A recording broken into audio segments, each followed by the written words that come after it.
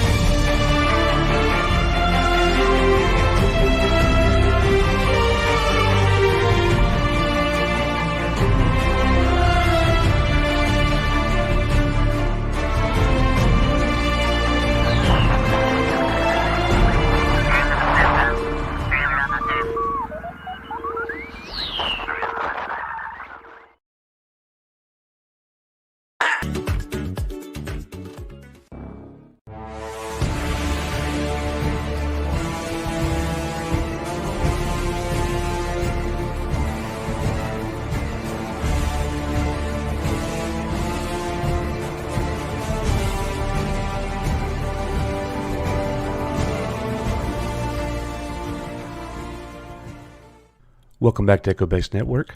Today is a historic day. The return of Luke Skywalker in Chapter 16 of The Mandalorian.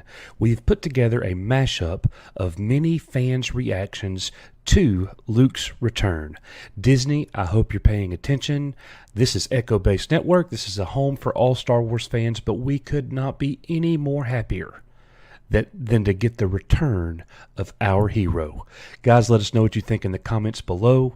Please like and subscribe. We need you here at the network where we keep Star Wars alive forever. Next wing. I swear for Jesus, if that is Luke. Is that fucking Luke? Oh my god, who is this? Oh, is that Ahsoka? Oh, who is it? Oh my god. That is fucking Luke.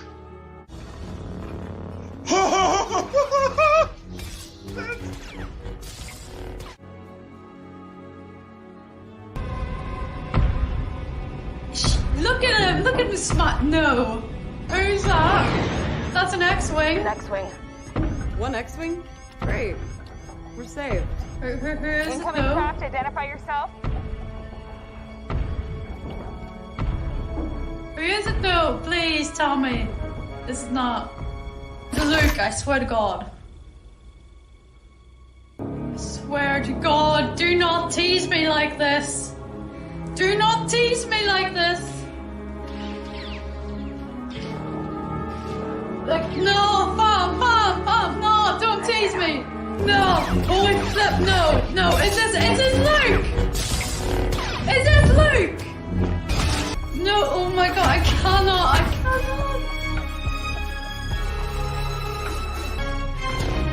I cannot.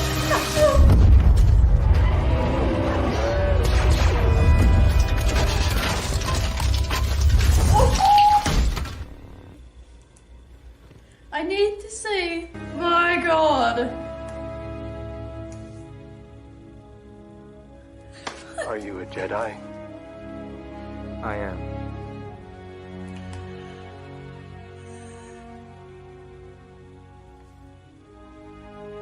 Come, little one.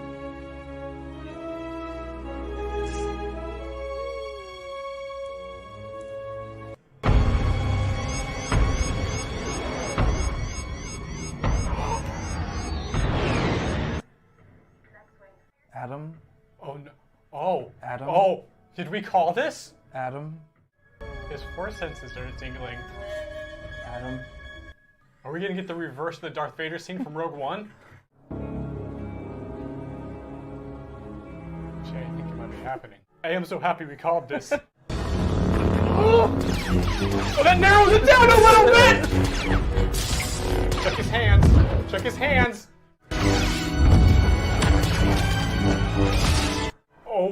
Oh my god, it is! Oh my god, it is!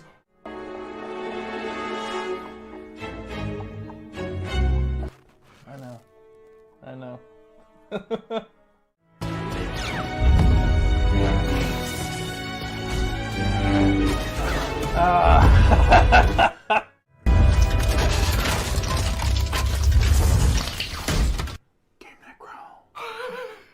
That Skywalker crouch.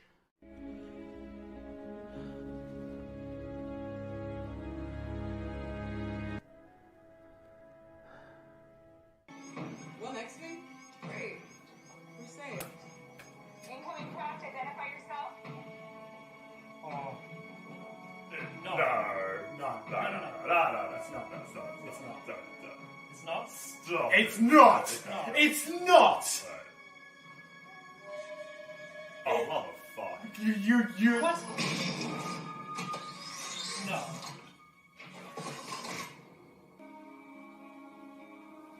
What? You are joking. You're kidding.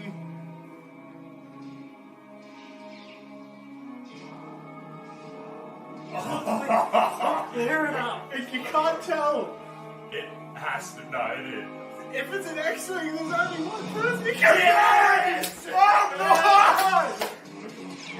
Oh!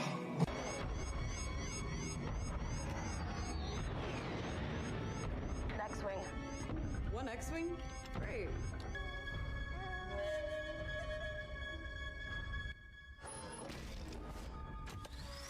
It can't be.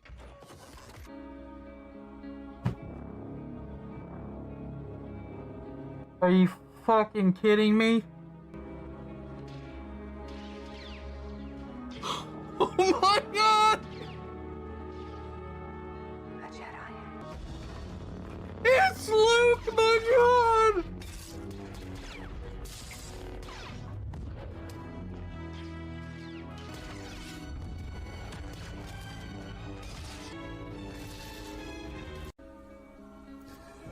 Oh my god, is this happening? Is this happening? Oh my goodness. Oh my goodness. Is this happening? Oh my god. I have no idea how they're getting out of this. I feel like a Jedi is gonna come and save the day or something. The way the music's building, something's gonna happen. I don't know what. I don't know what. Maybe they are just gonna fight it out. Nope. X-wing. X-wing. One X-wing? Is that Luke? We're saved. Oh. Incoming craft, identify yourself. Don't say shit. I think I saw R2 in that oh, Grogu's perking up. I think that's gonna be Luke. Holy shit. I'm like, the way the music is building, you know, if you know how pacing works and editing, you can kind of get a sense of something, and I'm like, something's gonna happen. They're not just gonna fight it out. Oh, I like this music. Is that gonna be Luke?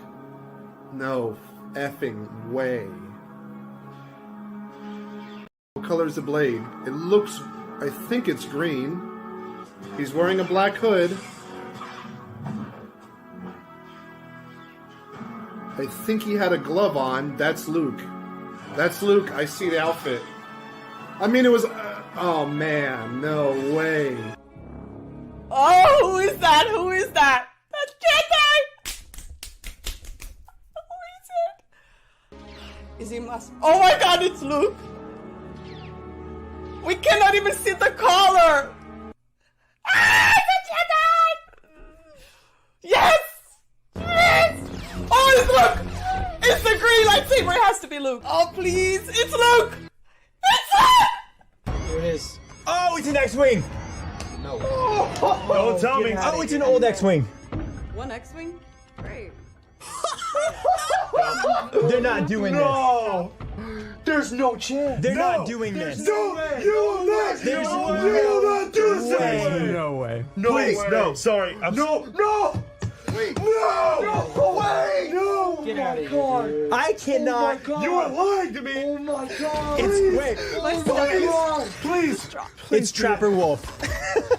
Trapper Wolf. I'm begging. I'm begging. No. I am begging you. Ears, dude. They're no. I know, I saw the ears. Dude. That music change. Why did they Wait, stop? listen to the music. Oh no, Dude, you can't tell me that's what I think is happening. No. What's about to happen is not about to happen. Dude, there's no way. I know. No, please, it's not about to happen. Don't tell me it's about to happen.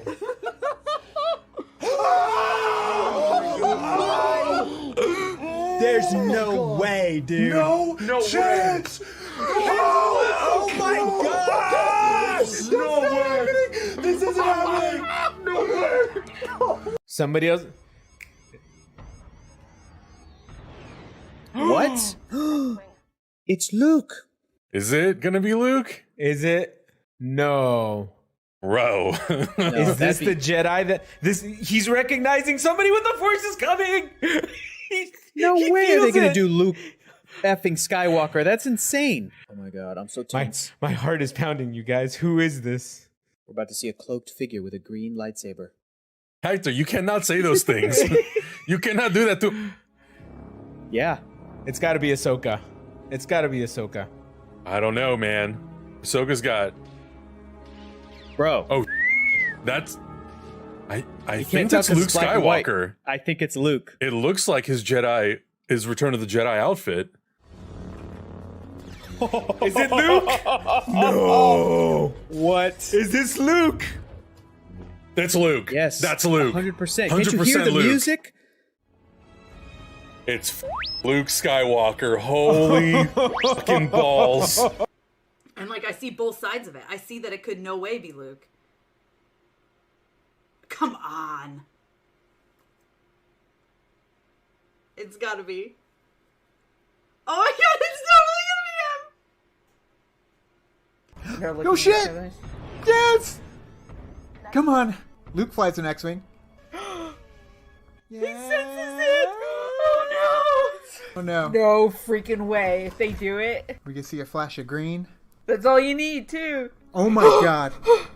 Who is this? What color? What is it? Who is it?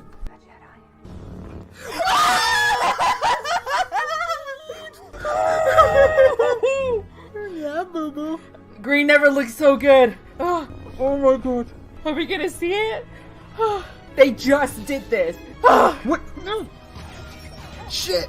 No. Y'all shooting at Beskar for? Thank you. Thank you.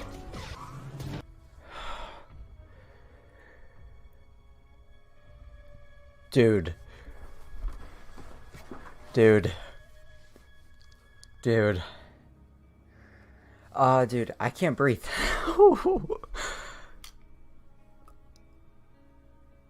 Oh my god, who is it? Is it Ezra? Is it Luke?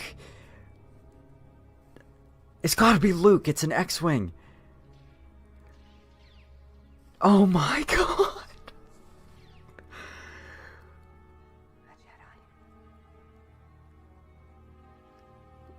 Oh, dude, who is it? Is it Luke? It's Luke. It's fucking Luke. It's gotta be. I can't tell. I still can't tell. Oh, dude, I'm freaking out. I'm freaking out. Holy shit. I need to calm down. It's Luke. Oh my god. Oh my god.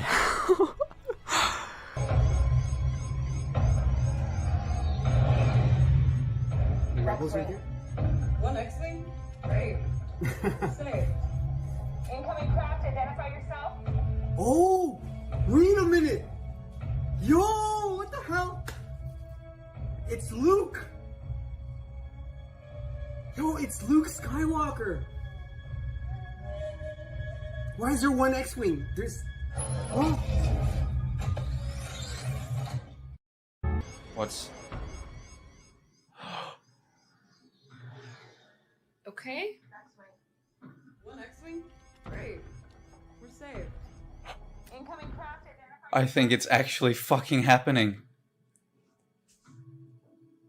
Because that's a blue R2 unit in the X-Wing.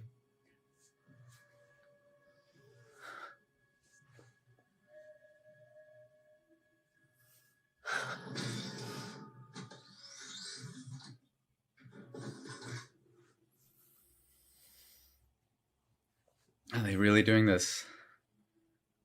If it's a tease, then I'm gonna be mad. He's using the force. Right. Music.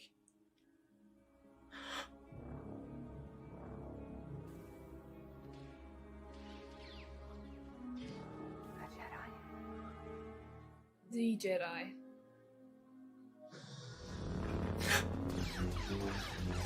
Oh, I'm sorry. It's a big one.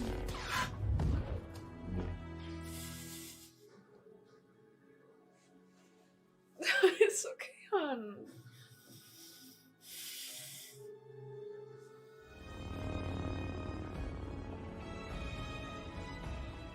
Lilac love and everything. It's the right lightsaber.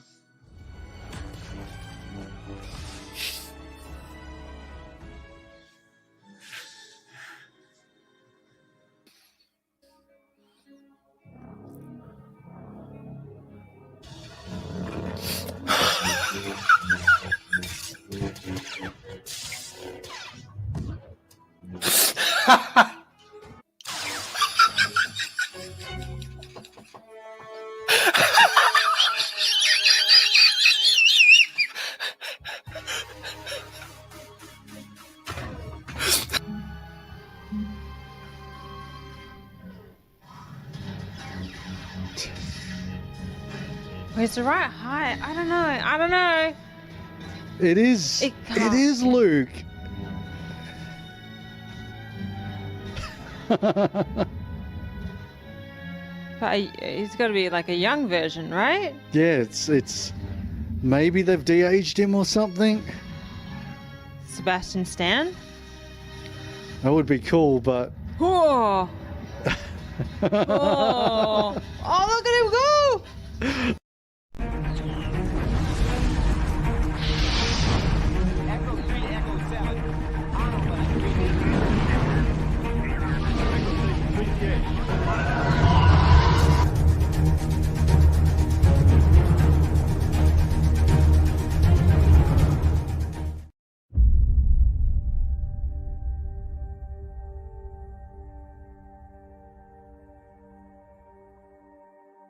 There was a huge moment.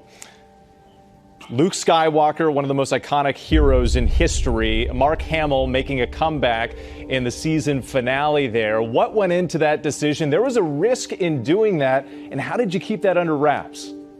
It was very tricky.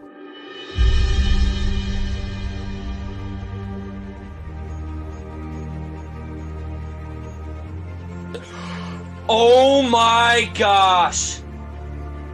Bro. Oh my goodness.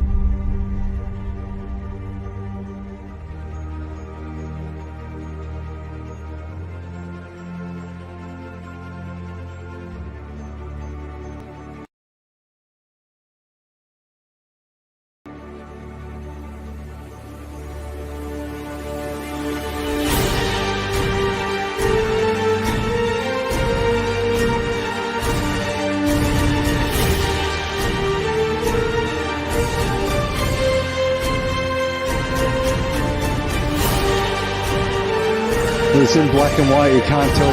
Oh!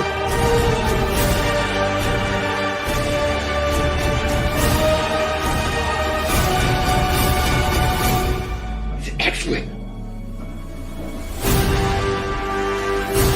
Look at the X-Wing. I just thought about it. Oh my god, could it be Luke? I'm Luke Skywalker. I'm here to rescue you.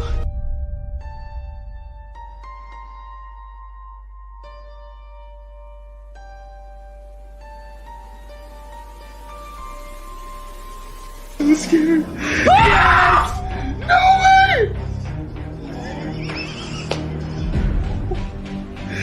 Yes!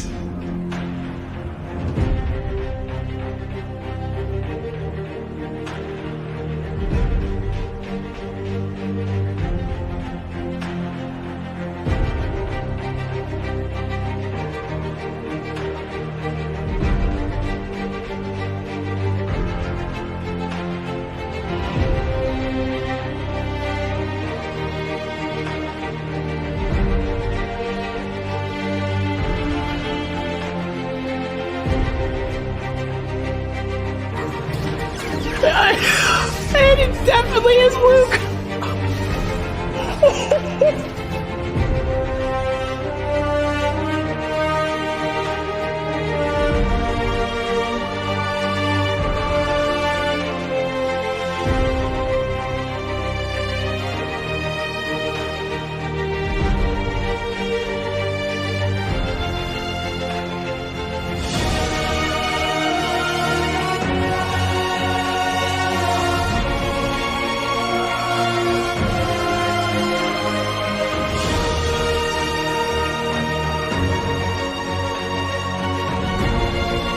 Oh my god.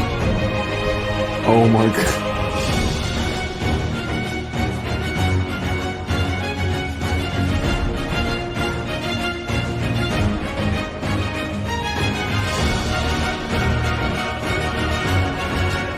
Oh my god. Is this happening? Is this happening? Oh my goodness. Oh my goodness. Is this happening? Oh my god. Oh my goodness.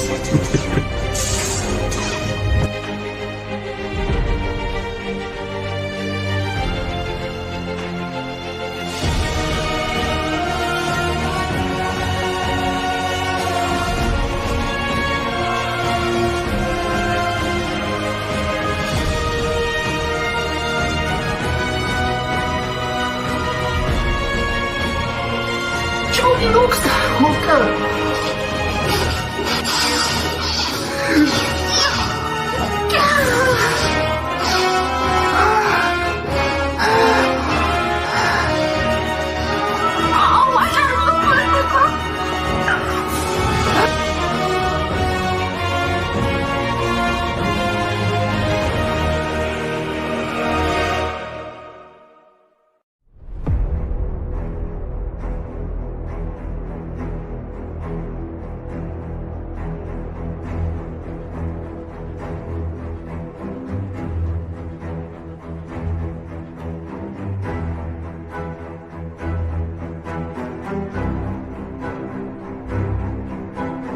Who is it? It's Luke! Oh my god, I'm gonna...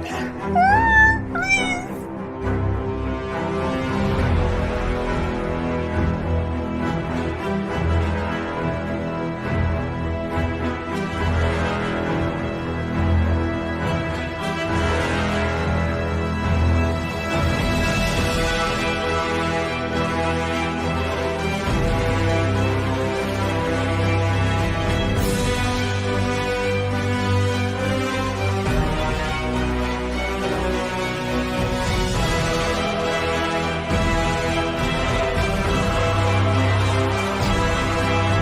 It's just so cool. Wow.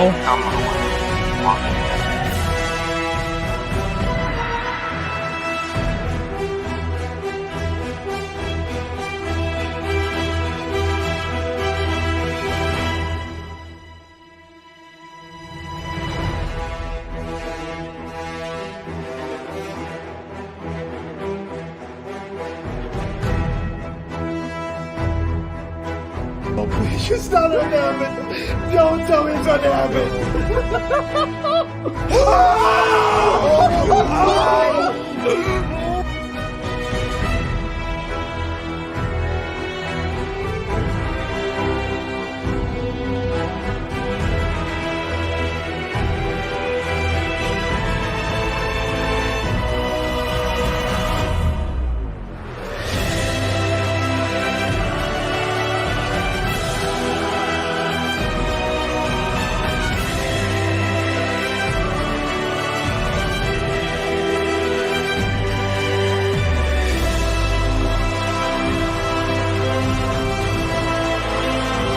It's Luke, my god!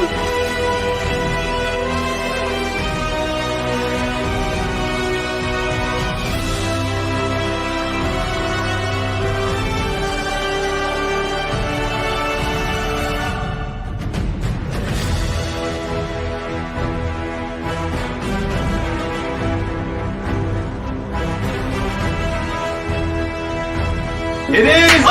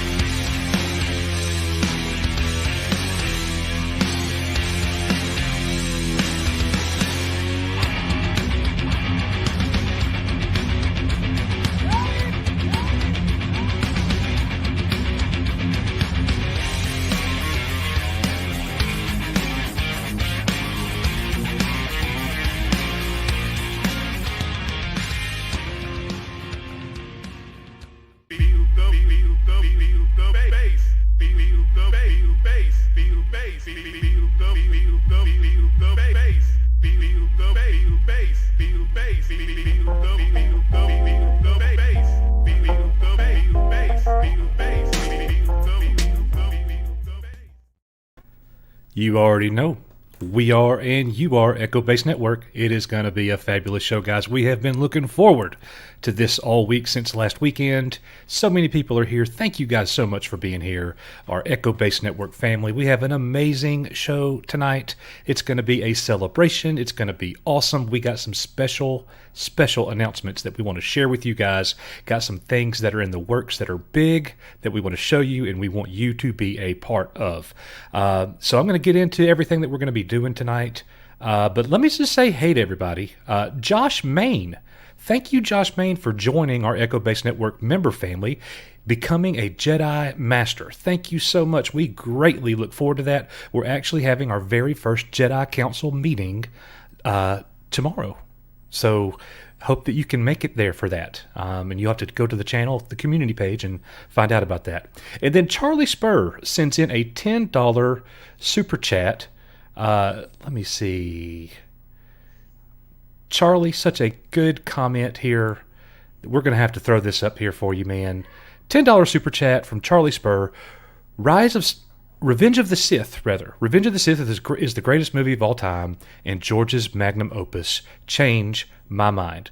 Well, Charlie, I can't change your mind on that, and I would never, ever try to. I've got my own favorite movie. Everybody has their favorite movie. You are not alone, sir. I do think that you're in the minority, but there's nothing wrong with that. You like what you like. This is a channel that's dedicated to Star Wars fans in any capacity. So it doesn't matter which movie is your favorite. I'm an Empire guy. I'm a Jedi guy. I'm an original Star Wars guy. But I love Revenge of the Sith. So I definitely get where you're coming from. So thank you so much for that special super chat and getting that started off tonight. We greatly appreciate that. I just want to run through this real quick. There's so many people here. It's going to be hard. So just suffer with me just for a moment, and then we'll get in. We're going to bring in the great Mexican Iron Man, our executive producer here. I'm sure he'll be having everybody laughing.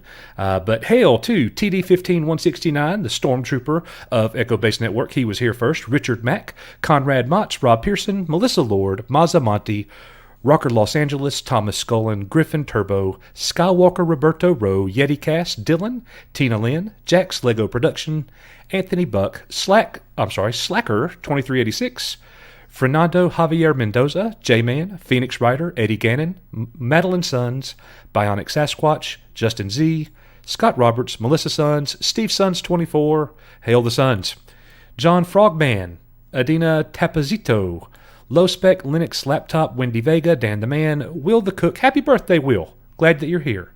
Great Goin', Mexican Iron Man, Credsox05, Rashax Roughnecks, Hail Claudia.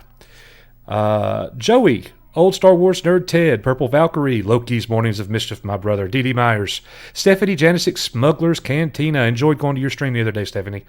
John 42, Rogue Soul, Corey Crawford, Teresa Pearson, Orville Nation, Six Element of Hip Hop, Fatty, Geek Tropology, Bobo Yogi, Batman Superman, Praxium, Captain Trek, Andrew Eric, Lombardi 1969, Stephen Otera, Mazzamonte, Nick B, Larry, Parker Kirk, JWTFA, and Frank Corguy. I am so sorry, guys, for the people who I missed, because there's so many of us here.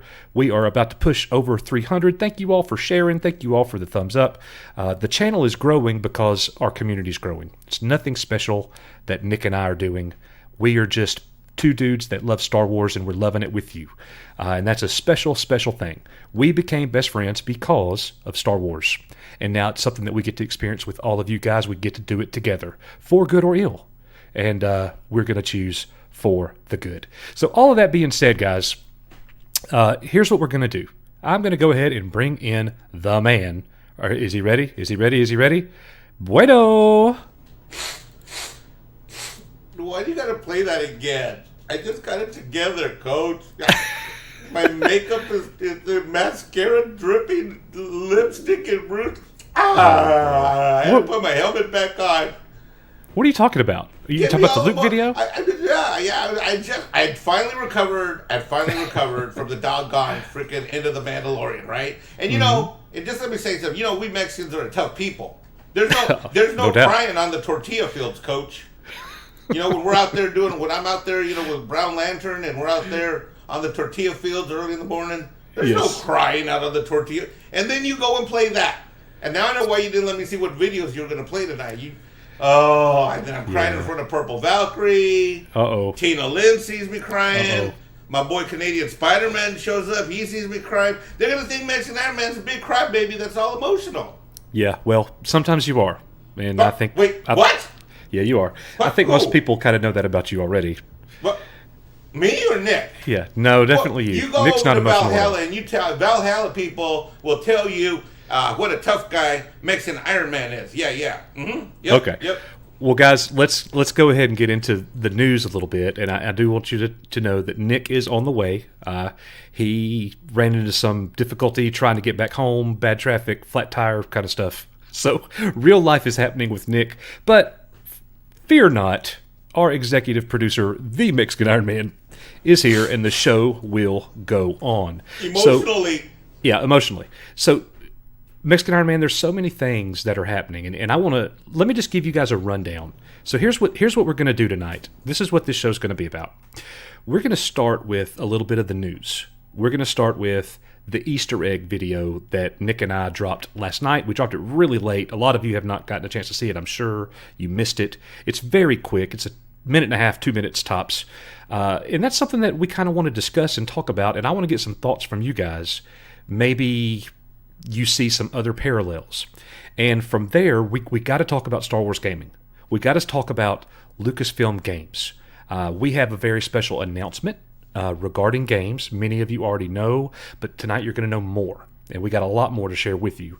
And then we have an extremely special announcement, and even more in the works down the road. But we got two announcements tonight that are going to be big, and we're going to get to those. So basically what's going to happen is, as we go through these things, we're going to end the show tonight with a giveaway, but we're going to have a pop-in roundup session where if you're here with the show, we're going to open it up. We're going to open the channel up to anybody, pop in, and you could tell us anything you want to about whatever we've talked about tonight, because we're talking Easter eggs, we're talking Lucasfilm games, we're talking a little bit of the most recent news regarding Star Wars. And so it's not going to be a finite conversation in pop-ins this time. It's going to be broad. So jump in, take a couple minutes, tell us what you think. We want to engage with you in that way, and it's just going to be awesome. So no doubt about it. So Mexican Iron Man, do you want to say anything about memberships or anything like that before we get into these Easter eggs? Well, I do. Just briefly, I'll get into it a little bit later when Nick gets back, and we got a whole agenda. But I just want to tell everybody that we're really excited to see so many people that have signed up for all 3 levels, and we'll get into more of the details later. But we've already got the first movie lined up. We got the first date. We're going to do a huge view party, and tomorrow is going to be the first High Council of the Jedi Masters. That'll be more news on that. And I was really, really tickled pink by your production value. How you got all everybody's names out there in the beginning, Coach. That looked really neat. Good job. You're giving me a compliment? The check has not yet cleared. Not that I ever get one around here at Echo. I love how you gave me you doubled my salary from 0 times 2. But no. The production value here. If anyone here in the chat has recently come to Echo Base Network, go take a look at our videos from a year ago. Yeah. Hey, speaking of, we got so many new people coming into the family, coming into the community, and it has to be jarring to come into a show and you're witnessing a 30-minute long pre-show. And that's something that I've always kind of wondered about. I'm reading the comments, and that might throw me off. Because you're not used to that kind of thing. Who does a 30-minute long pre-show? But what I would like to know is just get some feedback from you guys. If you like our 30-minute long pre-show, you like it the way that it is, you know that we're going to be live at 7. We put together a designed pre-show that's going to kind of set mood and give information and all that kind of stuff. Give us a number 1. And if you would rather us just go live at 6:55, about 5 minutes before the bell, then let us know that, and we'll do whatever the community wants. But got to be honest, guys, I do enjoy putting those pre-shows together for you. I think they are fun. So, and I see the numbers coming in. So, anyways, if the pre-show's too long for you, then I totally get that. Just know that we'll be live at 7. So thank you guys for all that feedback. Very, very good. So, guys, Easter eggs. Mexican Iron Man, we were looking at Star Wars news throughout the week like we always do.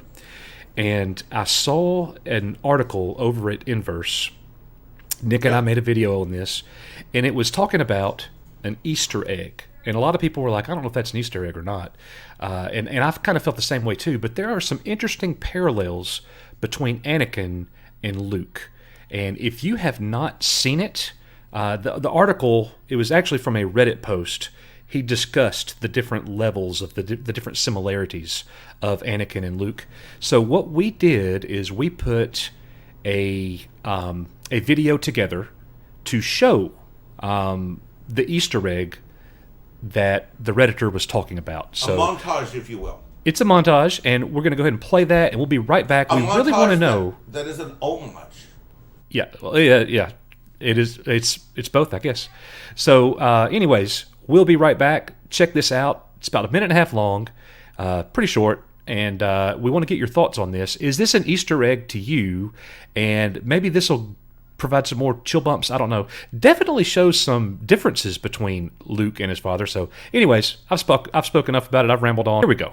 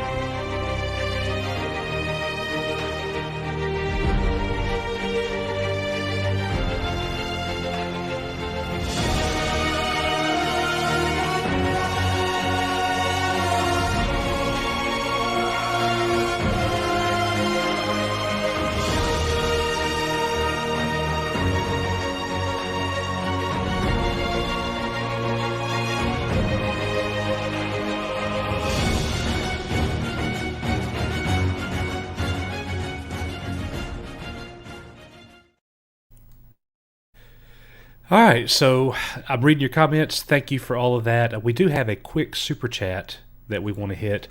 Paleo Geek Chris said, "I'm so grateful to find you all.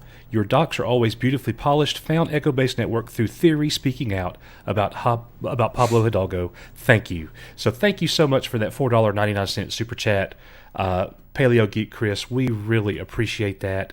And then Mike's Comics sends another super chat.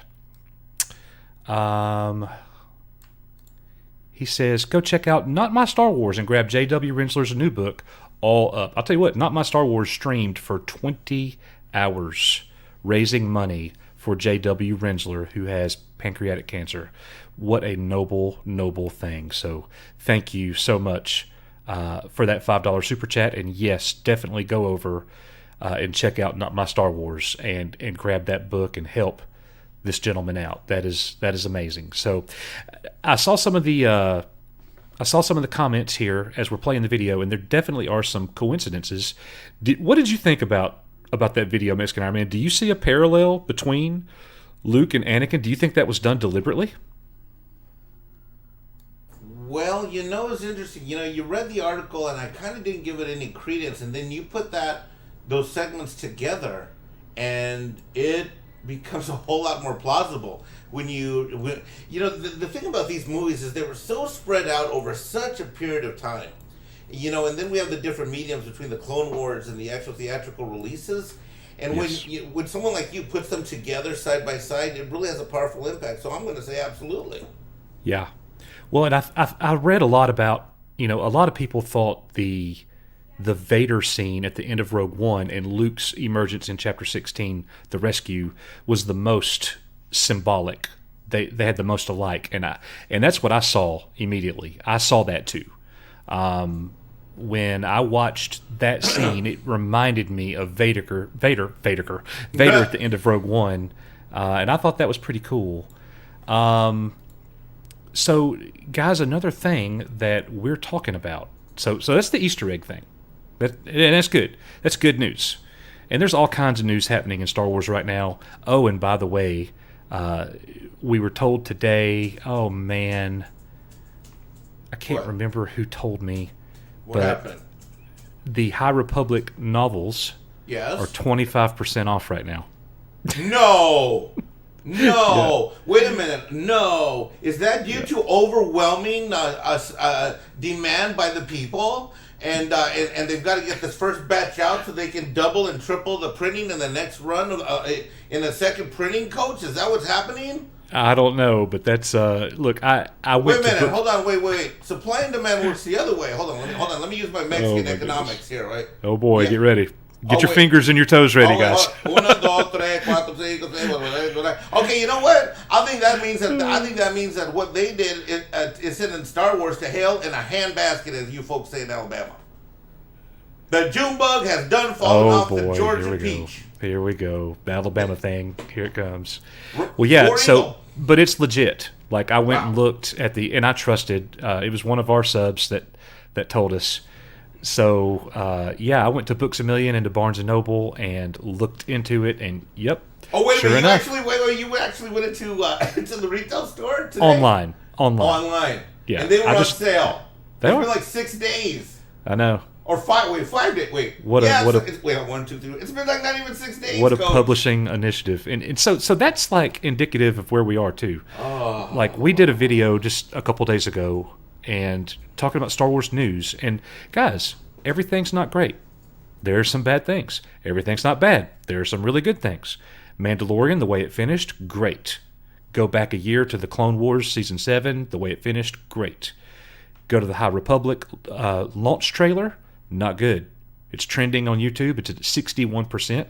It has over 27,000 thumbs down. The fans are speaking. And that's our job. That's our job, is to let them know. When Disney does well with what we love, we let them know. And when they don't, we also let them know. And that's the nature of the consumer.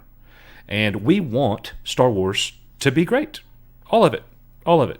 Is it possible to make it all great? It used to be. So let's get there again. And that's kind of what we're focusing on. So with that being said, there's some big news. And here it is. The return of Lucasfilm games. Oh. I can't even tell you how excited I am about this. So let me just actually, you know what? Let's do this. I've got something else I'd rather show you first before we get into all that. Let's see, which one is it right there. All right, so this is the one. You go back to March 21st, 2019. This article hits. Now, I know that, the world has been going through all kinds of problems, turmoil, pandemic, everything. A lot of people forgot this news. This is 10-month-old news here. Disney mysteriously revives Lucasfilm Games brand separate from EA Star Wars. And as you look at this article, again, let me emphasize, this is March of 2020. They brought back and started hiring positions in Lucasfilm Games, formerly known as LucasArts. And they weren't really releasing a whole lot of information about it. Like, very, very little. You know what? And the article is actually March 21st, 2019. I got the year wrong. March 21st, 2019. I remember the day that this article came out, Miskin Iron Man. I know. Nick and I covered it. You don't know what's going on. EA had exclusivity to the licensing for however many years, whatever. But then all of a sudden, Disney starts hiring positions. They're not hiring game developers. They're hiring like publishers and things like that. And so this was big news at the time, but you felt it a little. But you don't. But if you go back on YouTube and you look it up, you're not going to find a whole lot. There's very little out there about this news when it hit. But we knew this was going to happen. Like this article, what happened the other day? This is all spelled out. We knew this was going down, and we're very interested in this. We're about to explain to you why. But then when you look at this article,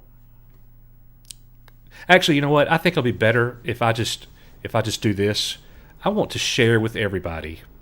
Well, I think what's interesting is we had the meteoric explosion and rise of the gaming division. I mean, so much of it wasn't necessarily kept alive by, when you look at the universe, there's really three things that kept us alive in between the movies. Certainly the Clone Wars, right? Certainly the extended universe. But what was else that kept us alive and kept us interactive? The games. No doubt. The games. And the creativity was really awesome because when they released them, we got so many different versions and formats. And we were allowed to go different places in the universe, and we weren't, say, for example, restricted to first-person shooters. We weren't restricted to flying, in X-wings all the time. We got a whole lot of diversity in terms of the universe, the games, and now some of them didn't work out well, Coach. Okay, I mean, there were a few duds in there, but there were some that we just couldn't stop playing. Yes, you're absolutely right, and we're really excited about this news, and if you're newer to the channel, you probably don't know what I'm about to share with you. And even if you're not new to the channel, we haven't been hyping this up a lot because of everything that's been going on in the world, but we released a feature film a little bit over a year ago. Actually, the 1 year anniversary is coming up, and we have revamped, and we are releasing the all-new trailer for our next feature film. And it has everything to do with what we just looked at in the news. So we want to play it for you this time, and we'll be right back to discuss. We think you're going to like this.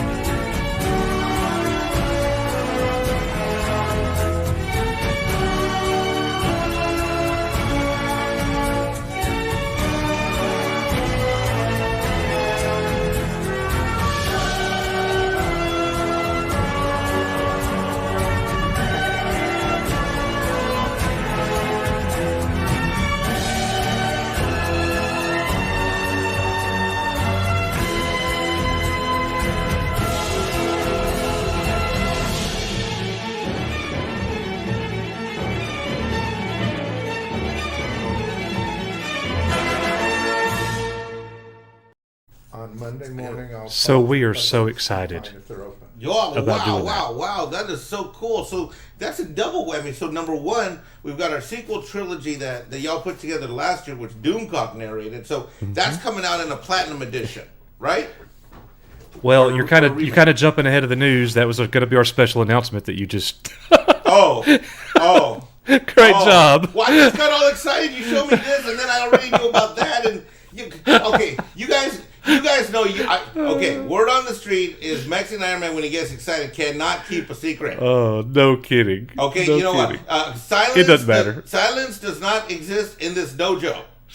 Being quiet does not exist All right, in this so dojo. yeah, he did just let the cat out of the bag, guys. That's hilarious. We are going to be telling you a special announcement for the sequel trilogy documentary that we made. Don't let that name fool you, because there's so much more involved with it now. But I'm seeing the comments. Thank you so much for the kind words. We are so excited about this project that is well underway. We're going to be releasing this. It is called LucasArts: The Rise and Fall of an Empire. Possibly could be rewritten, because they are coming back. Now let's do a quick little lesson. The company was started in 1982. It was originally called Lucasfilm Games. They did not make a Star Wars game, not one, because Star Wars had been licensed to other people. They made Maniac Mansion, Return to Fractalus, Ballblazer, things like that. Great games. And then in 1991, Star Wars came back home to Star Wars, to Lucasfilm Games. And they changed the name of the company to LucasArts. And then you know what all happened there. Great Star Wars games, some of the greatest games, some of the greatest moments. And so you saw the news from March of 2019, and now look at this. This is what happened just the other day. And the part of this article that I want to key in on, EA is losing exclusivity. That's done. And I'm excited about that. It's not that I hate EA, whatever. Make a good game. It's fine. I'm not crazy about them, but it's fine. Well, come on, Coach. I think it's fair to say that they could have had a little bit more proactive excitement and enthusiasm about this exclusive opportunity that they had locked up for a while. Well, when you've had this many number of years and you've released, you could count the games that you've released on one hand. That's a problem. But that's why this is a good thing, Mexican Iron Man, because now other people are going to be able to develop Star Wars games, and you know what competition does. EA is going to have to step up. They can't play it safe anymore. They can't, we got the market cornered, because you don't. EA's got so many problems. Others are going to trample all over. This is a great for gaming. This is a great opportunity. This is a great thing for us as fans. This is fantastic. Absolutely. Well, Clobbering Times, thank you so much for the $5 super sticker there. Thank you, man, for supporting us here at Echo Base Network. We love you, brother. You know what? I completely forgot one of the most important things that we do here, Mexican Iron Man. Mike's Comics, Paleo Geek Chris, Charlie Spur, and now Clobbering Times. Thank you so much for that generosity in supporting us. This video is for you. You are Echo Base Network.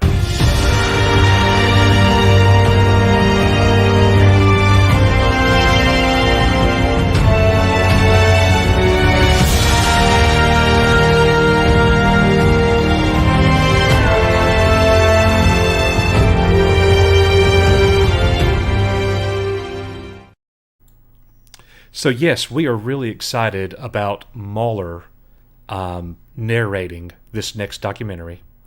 It's going to be awesome, and we are currently in the middle of an ending rewrite, because contrary to what a lot of people think, and a lot of people get this wrong, and I understand it. I got it wrong until I started researching to write a documentary. LucasArts never closed. They just removed about 95% of staff. It was a skeleton crew that was left. And they acted as liaisons who went between EA and the brand, and to make sure everything was kosher and all of that. So, but now they're back. Now they're not developing games yet, but I think it's only a matter of time. I'm guessing. And here's the part of this article that I want to key in on, that for me means the most. Lucasfilm Games return potentially means LucasArts' return. There is a difference. Let me make this a little bigger for us. All right, so it says, aside from a variety of new experiences that will come from the Lucasfilm Games brand, the revival also means some old friends could return as well. And then it lists things there for you, like Knights of the Old Republic, The Force Unleashed, Jedi Outcast, Republic Commando. And that is just an amazing thought right there. Would you guys like to see some of these classics be remade? I know that I would. Can you imagine some of these with today's graphics, today's chips, today's color, the monitors that we have now? The 4K monitor. Oh my goodness. Oh my goodness. Oh my goodness. I'm so excited. I don't know what to do. I might need to change my iron suit. Yeah, for real. Coach, let me ask you a question. What game would you love to see redone? I mean, oh man, if you could even pick one. Well, I mean, this is of course after our disappointment this summer. You know, I mean. So I was really hyped up for Squadrons, and it was kind of a letdown for me. I actually sold my VR kit, so I would be hyped up for the X-Wing series: X-Wing, TIE Fighter, X-Wing versus TIE Fighter, X-Wing Alliance. I would love to play those, and I would love. And I don't care about a remastered Dark Forces. No, that should be done in VR. I would like a Dark Forces story to continue. You know, Kyle Katarn coming back. Yes, yes. I would be really excited. You know what? The thing is, those are classic Star Wars games. That's back when Star Wars video gaming was incredible. And I would love to see some more of that. Make them classics, redo them. I agree with you about the VR. And the experience is great, even though the graphics were not. I mean, if you go back and look at some of that stuff, I mean, gosh, I mean, what happened this summer between you and me? How much did we spend on our VR kits that we didn't even use? What? I don't want to say how much mine cost. Wow, let's just tell the people in the chat that you and I, it wasn't the best financial decision that we made. We got top of the line. Basically, we could fly a Boeing. We could be training Boeing 747s with our VR kits. They were so good. And it was all for naught. I mean, too many crickets. It was awful. Yeah. Well, Mexican Iron Man, we have got a super chat here from Adam Bowman who says $5. How are y'all doing tonight? My first PC game was X-Wing versus TIE Fighter and doing the Death Star trench run in a B-Wing. Oh, nice. Nice. That was his first game. Yes. You know, I'm gonna Adam Bowman. I'll try to find the link for you. There's actually Coach did some research. You know, Coach comes from a history teacher background. He's a professor, right? And he actually did some research and found out that the true hero of that day was none other than Coach Burrito 1. Yes, yours truly it wasn't actually Luke. You know, it was a camera angle. It looked like Luke, but Luke got all the credit, as Luke often does. And you know, I was back. You know, they were having that whole party, and they said, "Hey, go heat some food up," and I never got my medal. Yeah, yeah. Me and Chewbacca. Well, it was a scandal. It was a scandal, an unknown scandal. Oh, wait a minute, who's in the back there? I hear someone knocking on the back door. There he is. Uh-oh, the boss is back. Hey, how's everybody doing? Hey, boss. I want to give a shout out to. Very good. I want to give a shout out to Madeline. Her, Melissa, and Steve are watching. So hi, Madeline. All right. Well, glad you're here. We just got a great super chat, Nick. I'm just gonna let you jump right in on it. The chat was, how are y'all doing tonight? My first PC game was X-Wing versus TIE Fighter and doing the Death Star trench run in a B-Wing. That was a freaking awesome game. Do you remember why I bought my first computer? To play those games. Because Yes. I had a computer, Coach didn't have a computer, and I was like, dude, you got to get on this PC game, man. Yep. And I was like all Nintendo, baby. I didn't know anything about computer games. But he'd come over to my house and play over there, and then he finally got a computer. Then we started playing online with each other on X-Wing versus TIE Fighter. We were in a squadron. Like a squadron. We're a clan, yeah. A clan with other people, and it was a lot of fun. I've been listening this whole time, just like Coach was saying just a little bit ago.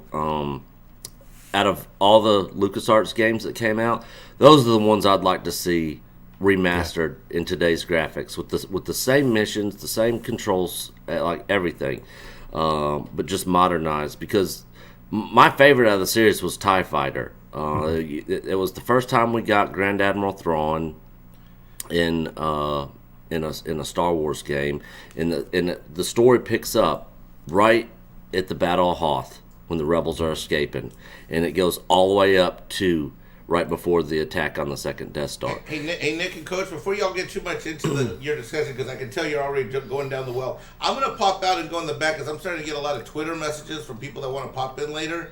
So I need to go get organized and all that, and I'll just follow y'all's lead and turn it when you want me to do. I want you to come back and host your own pop-in session later.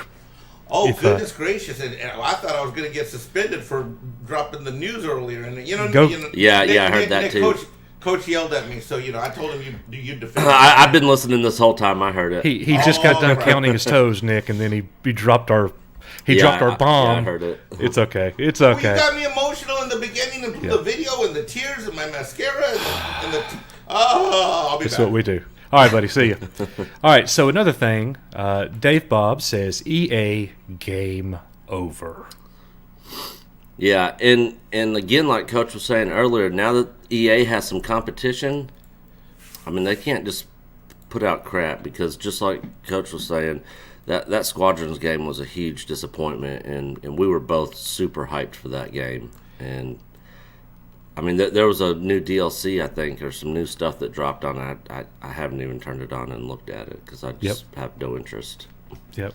Well, Dave Bob, thank you so much for that super chat, my friend. We appreciate you. One of the best voices on YouTube right there. Yep. And then Orville Nation says, yes, Coach, a modern and revamped X-Wing series game.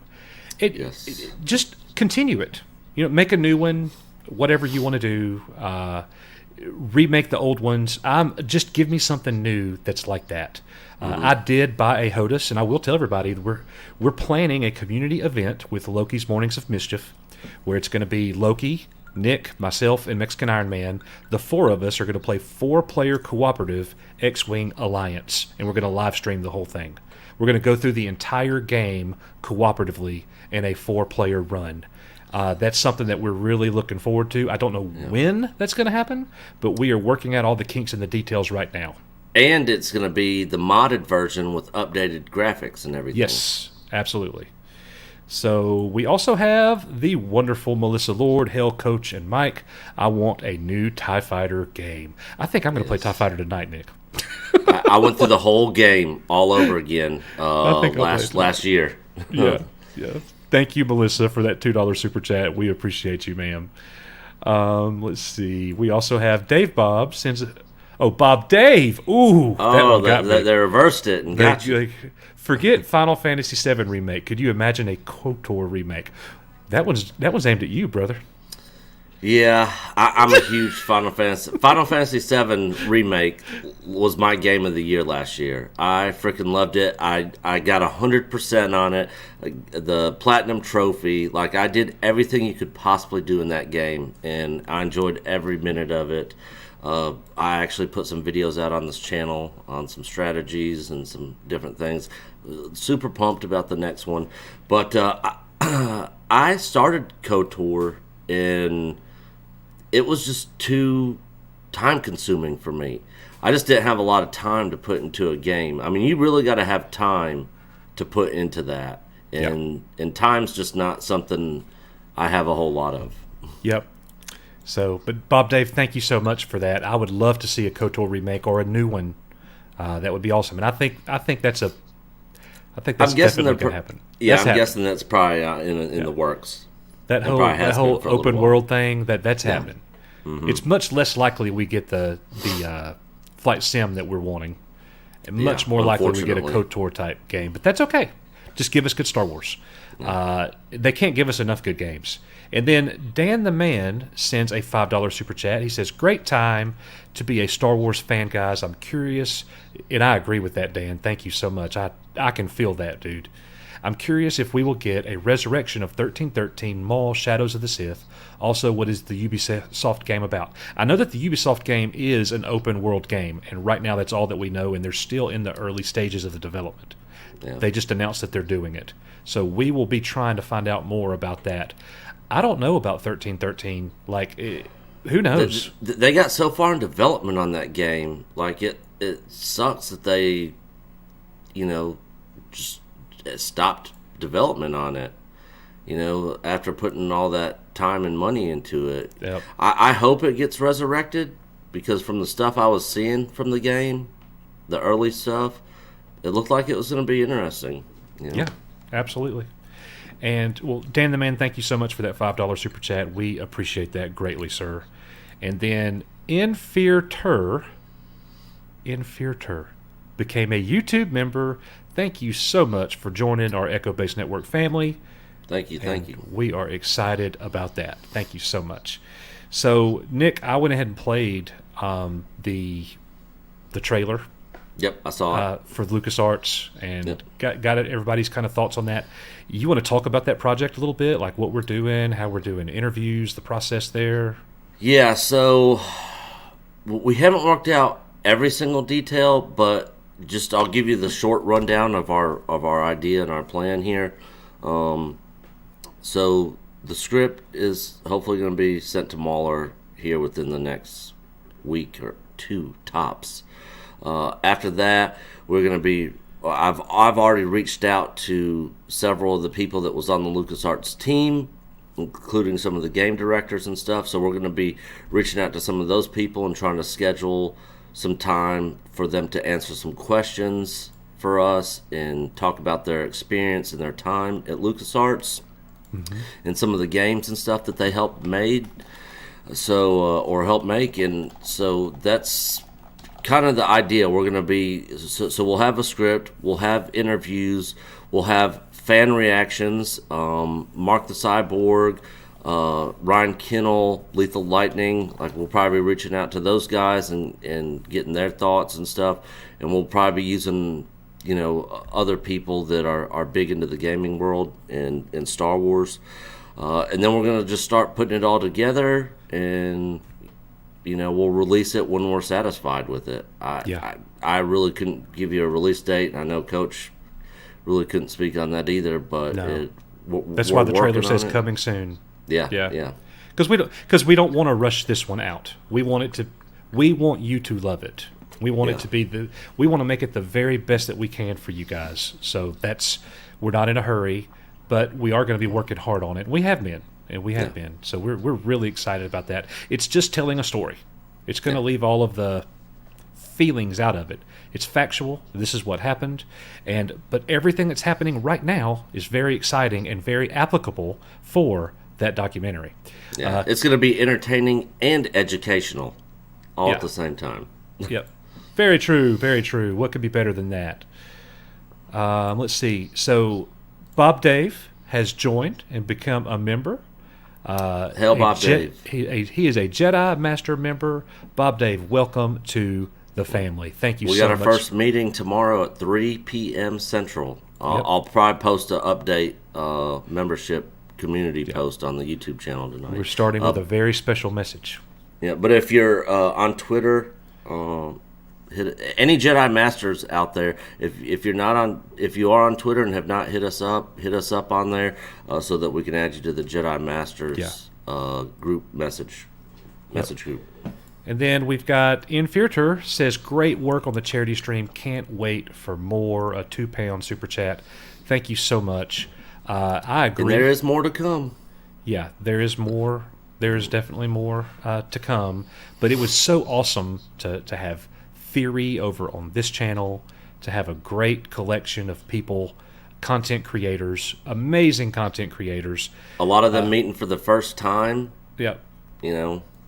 Very neat. And we look forward to having things like that again. Like when we have big events like the release of our next documentary, we'll try to have some of those VIPs show up and that kind of thing. But it was a lot of fun. And then Shoikin sends a I want to say $1, but I don't know what that is. I think that's pounds or euros or. Okay. What is your stand on the prequels? Do you think Lucas is a good director? Thanks for uniting the fans. I'll go first, and then I'll let you go because I already know what you're going to say. You don't know what I'm going to say. I like the prequels, and I didn't like them. I didn't like them at all. Actually, let me go back. The first time I saw The Phantom Menace with Nick in the theater in 1999. I was seeing Star Wars in the theater for the first time in my life. Star Wars. Yeah. So I was, since the special edition, new Star Wars. It couldn't be bad. It wasn't even in my mind that it could ever not be good. No. So we left. It was like, yeah, but we unsure. Something was different. We go back 2 times the next day, and then we finally realized it. I don't think it's very good. And then Attack of the Clones came out. It was a little better. There was the Yoda scene. They definitely had some scenes in it that was amazing. Yeah. Revenge of the Sith was awesome. But I wasn't a prequel fan, and then one of our members here, Star Wars Reviewed, who is a former student of mine and one of my former basketball players, he asked me to watch the Clone Wars animated series. This is, 7 years ago. And I said, I'm just not interested. I don't like the prequels. I'm an original trilogy guy. And he says, Coach, you got to try it. I said, okay. I love him, but sure. Okay, I'll try it. And man, when I started watching the Clone Wars, I started loving the prequels. And I saw the bridge between the two, and I saw the genius of Lucas and Filoni to be able to retroactively make the prequels better. Now, that's my opinion. Everybody's not going to agree with me there, and that's okay. But I like the prequels. Now, do I like the first half of The Phantom Menace? No. But the prequels are substantially better to me today than they were back then. So, yes. And I do think that Lucas is a good director. He just does it in, his own way. So, Nick, go ahead. I'll let you shoot on that, too. So I haven't watched all of Clone Wars. I've seen a lot of the episodes. But after seeing the sequel trilogy, I like the prequels better. Because the sequel trilogy was so bad to me that it made the prequels better to me. As far as George Lucas goes, I think he is a decent director, but I think his execution is lacking sometimes. Like, if you look at Empire, he wasn't the director of that. You look at Jedi, he wasn't the director of that. He was the director of Star Wars, which was awesome. So he definitely can direct. Anybody that says he can't, I think is wrong. But I think his movies work better when he has somebody that is a really good director, and he is just hitting on his thoughts and his ideas, and there's other people helping him shape that, because Star Wars, that story didn't just come from his mind. His wife that he was married to at the time had a lot of input on that and made him change a lot of things and rethink a lot of things. So I think when he collabs with other people is when some of his best work comes out. Yeah. So I agree. Well, Orville Nation, thank you for that super chat. Melissa Lord, Dave Bob, Dan the Man, Infirter, and Shoiken, thank you so much for that. We greatly appreciate it. We are UR Echo Base Network, and this video is for you.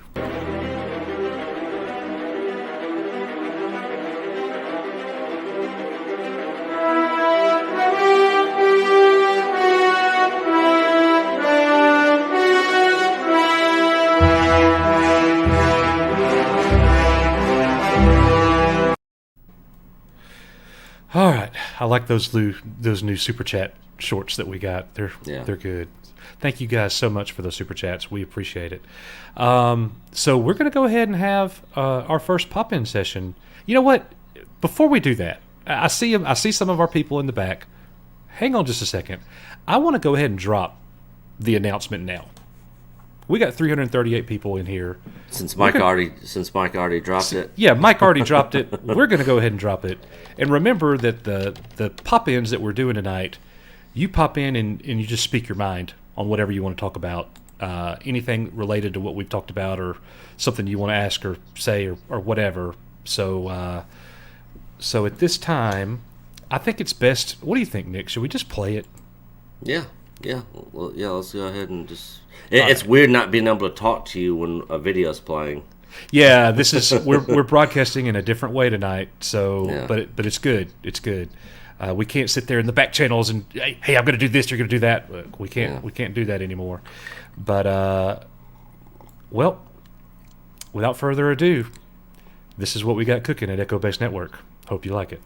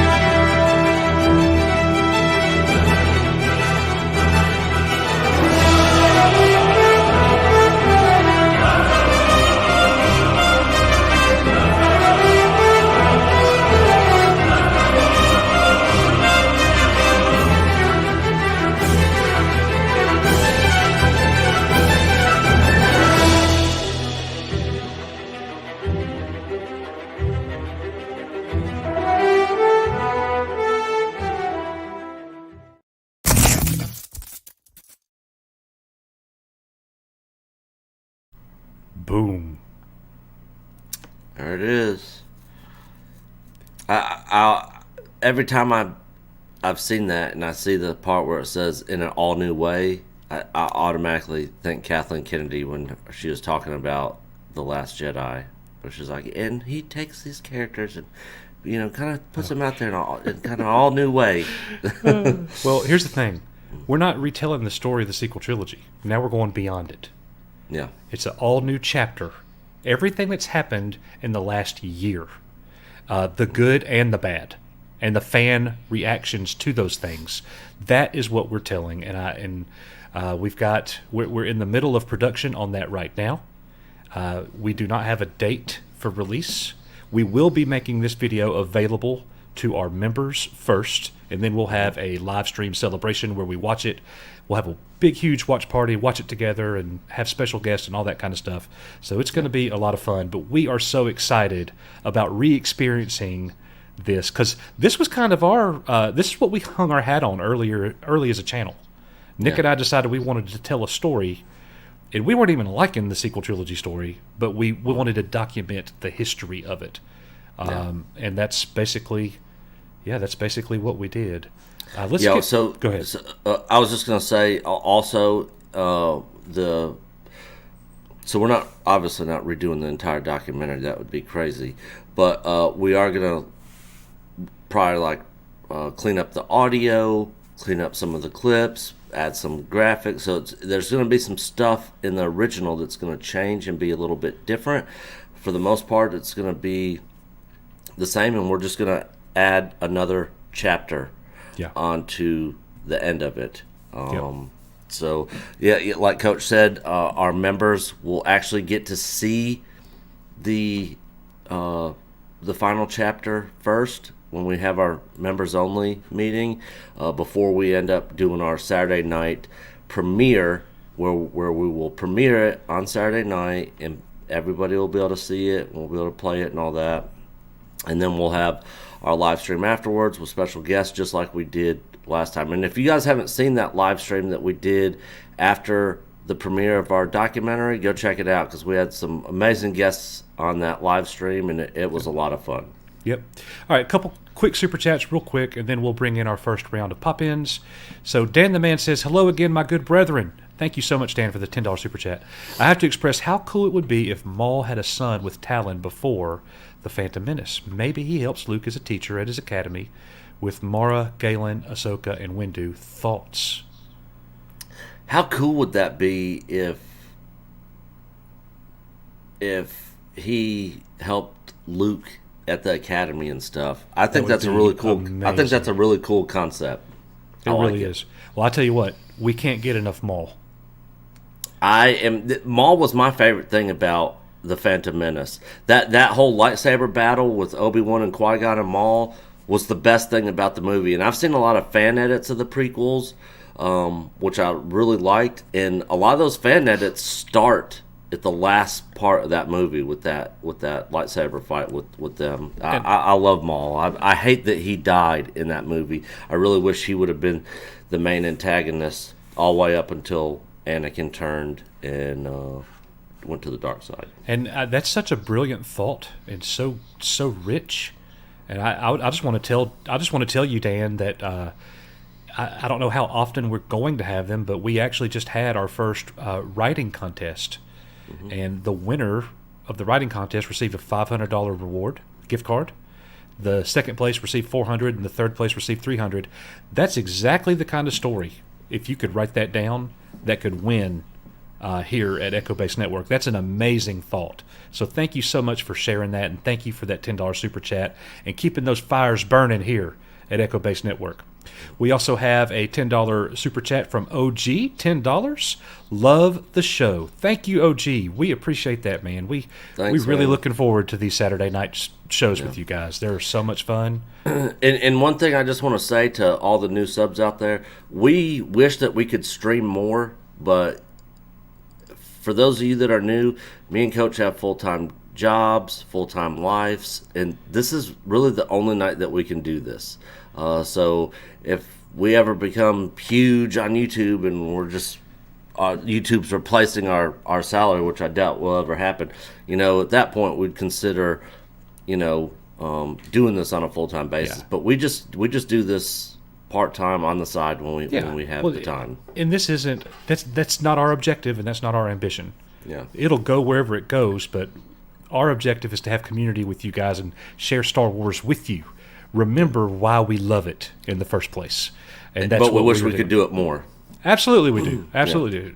We'd stream every day if we could. But and let me expound on what you just said. Nick and I, when I get off work, he goes to work. Yeah, that's the problem. Yeah, when the bell rings at school, he clocks in, and it's like.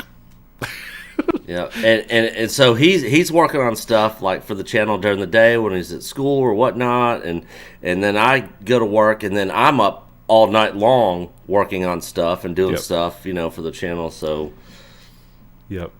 All right, so we got another super chat from Camping Bravo. He says, "What's your take on Lucas games? Do you think we'll see the glory days of old LucasArts days? Pretty excited we're not stuck with EA only. Love." I'm very excited about it, and here's why. I think it's very indicative of what Star Wars is going through right now.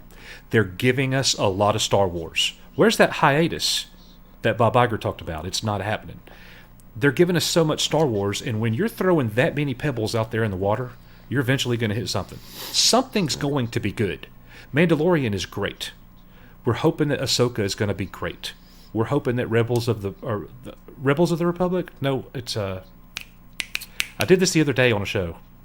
Yeah, and I looked it up and I said it and I'm forgetting again. Yeah, what's the Republic show? The Commanders. It's not Republic Commando. It's Rangers of the Republic. Rangers of the Republic. That's it. We're hoping that that's going to be great. The Acolyte, I have low expectations. Maybe it'll be great. I hope everything in Star Wars is great, but everything's not. And if they're going to be developing so many games, just give us some good ones, and we'll stay away from the bad ones. It's okay. Just give us choices are a good thing. You got anything you want to say about that, Nick? I am glad that EA doesn't have the exclusive rights to Star Wars games. I thought that was a terrible decision and idea from the very beginning. And EA's track record is not a very good one. Mm-hmm. It hasn't been on any of their games. They've all come out with and had issues and stuff. Now, Battlefront 2, they did put a lot of work into that, and it ended up being a good game, but it was later on down the road. And yeah, I mean, I highly doubt. So I was listening earlier when Coach was talking about all this, and I would love to see the glory days of LucasArts come back, but I highly doubt that that's going to be the case. If you go back and look at LucasArts, they were on the forefront of pushing the envelope with new technologies, new creations of new things, of doing things. Like if you go back and watch the making of the Force Unleashed games, the stuff they were doing in that game hadn't been done in games before. So LucasArts, very similar to how George Lucas was in pushing the film industry, he was wanting to do the same thing in the gaming industry. Disney has no interest in that. They just want to make money. Yeah. They just want people to buy their product. You know, they don't care anything about pushing the envelope and pushing the industry forward. And it's not about hopefully some of these game developers and stuff do, but I mean, they're under the Disney umbrella and they just got to pump a product out. So I would be very surprised if it returned back to the glory days of LucasArts, but I think it's definitely moving in a better direction than just EA having exclusive rights to everything. Absolutely. Yeah, and so that's something that we as a fandom have to get behind. Yeah. We want the return for those glory days. And if we get that, oh my goodness. So, Camping Bravo, thank you so much for that $4.99 super chat. I want to take a pause real fast just for a second. A really good friend of mine that I work with, he's my teaching partner, one of my closest friends. His son is a Star Wars fanatic, and he is having he had his birthday party today, his 6th party. It was a Star Wars themed party. His name is JT. JT, may the Force be with you, and happy birthday, my little friend. If everybody in chat would give JT a number 1 in chat just to say happy birthday to JT, I know that he will greatly appreciate that. We're going to go ahead and finish out these super chats real quick. Charlie Mullen, Coach, are you saying that you don't enjoy the taxation of trade routes in the Phantom Menace? Man, yes, I've said that. Hey, look, all of that was like, oh God, man, like it's so bad. I've been teaching history for nearly 20 years, and that movie's still over my head. So, Charlie, thank you so much for that super chat, man. That's hilarious. I really appreciate that. Okay, so Charlie Mullen, Camping Bravo, OG, and Dan the Man, thank you all so much for supporting us here at the network. Remember, guys, we are, and you certainly are, Echo Base Network, and this video is for you.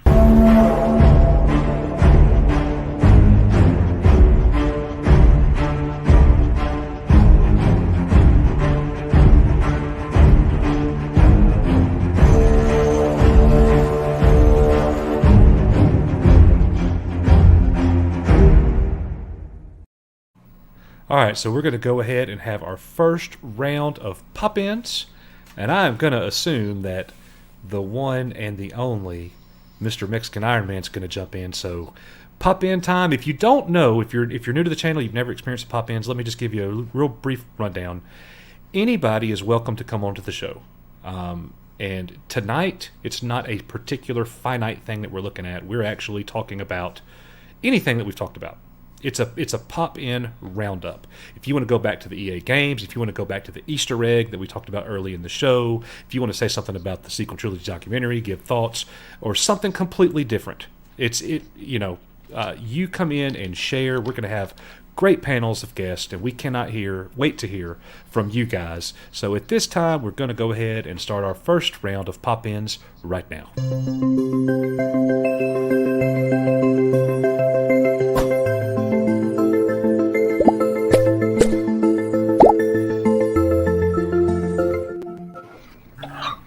Here we are, ladies and gentlemen. Coach, hey guys. Hello.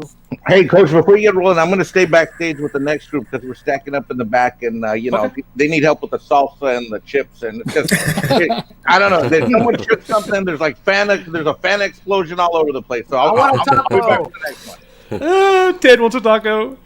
All right. Well, how are you guys doing? Doing good. Doing good. Awesome. We got J-Man, low spec Linux laptop. Ted, the old Star Wars nerd, Dave Bob, and Anla Shock Adam. Awesome. Well, Nick, I'm gonna, if you don't mind, my partner Nick, I'm going to go to the restroom, and I will be right back.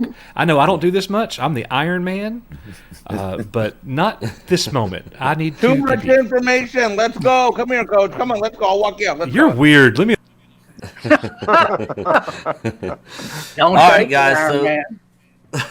So we'll just start with J-Man, Dave Bob, and then go down the bottom row. Whatever you guys want to talk about as far as the news that's been going on this last week or in the Lucas Gaming stuff, just kind of give us your thoughts on kind of what we've been discussing here tonight. J-Man, go. I just wanted to say it really quick. Thank you to Echo Base, Nick, Coach, Mexican Iron Man, just for doing the live streams. I know it's tough for you guys with your personal lives, but we appreciate these Saturdays, these Saturday nights with the Pop-Ins. I feel that it really brings the community together a lot closer than even with other channels. So just a thanks. I'm sure I speak for everybody. Thank you to you guys for having us on here. It's really amazing. It's something I look forward to every Saturday, whether I'm on it or not. So just a thanks. Awesome. We appreciate that, J-Man. And yeah, like I said, we wish we could do this a whole lot more, but Saturday nights it's fun and we love doing it, and we love everybody coming together, being able to share their thoughts, ideas, all that sort of stuff. So yeah. Cool. Just a comment. Like, the second George Lucas let go of Star Wars, I think we as a fan base had to come to the realization that there's going to be things that we like and don't like. And when Disney was pumping out a lot of stuff that we didn't like, we felt that, Star Wars is going down, and we were getting, very discouraged and that kind of a thing. And now that we have a lot of choices, and Coach pointed this out like right before the Pop-Ins, and where it's like there's a lot of choices, whether it be in video games or TV shows, we can pick and choose. And that is a positive. I mean, if you don't like something, don't watch it. And Disney is going to see that. Nick, you said it. They care about money.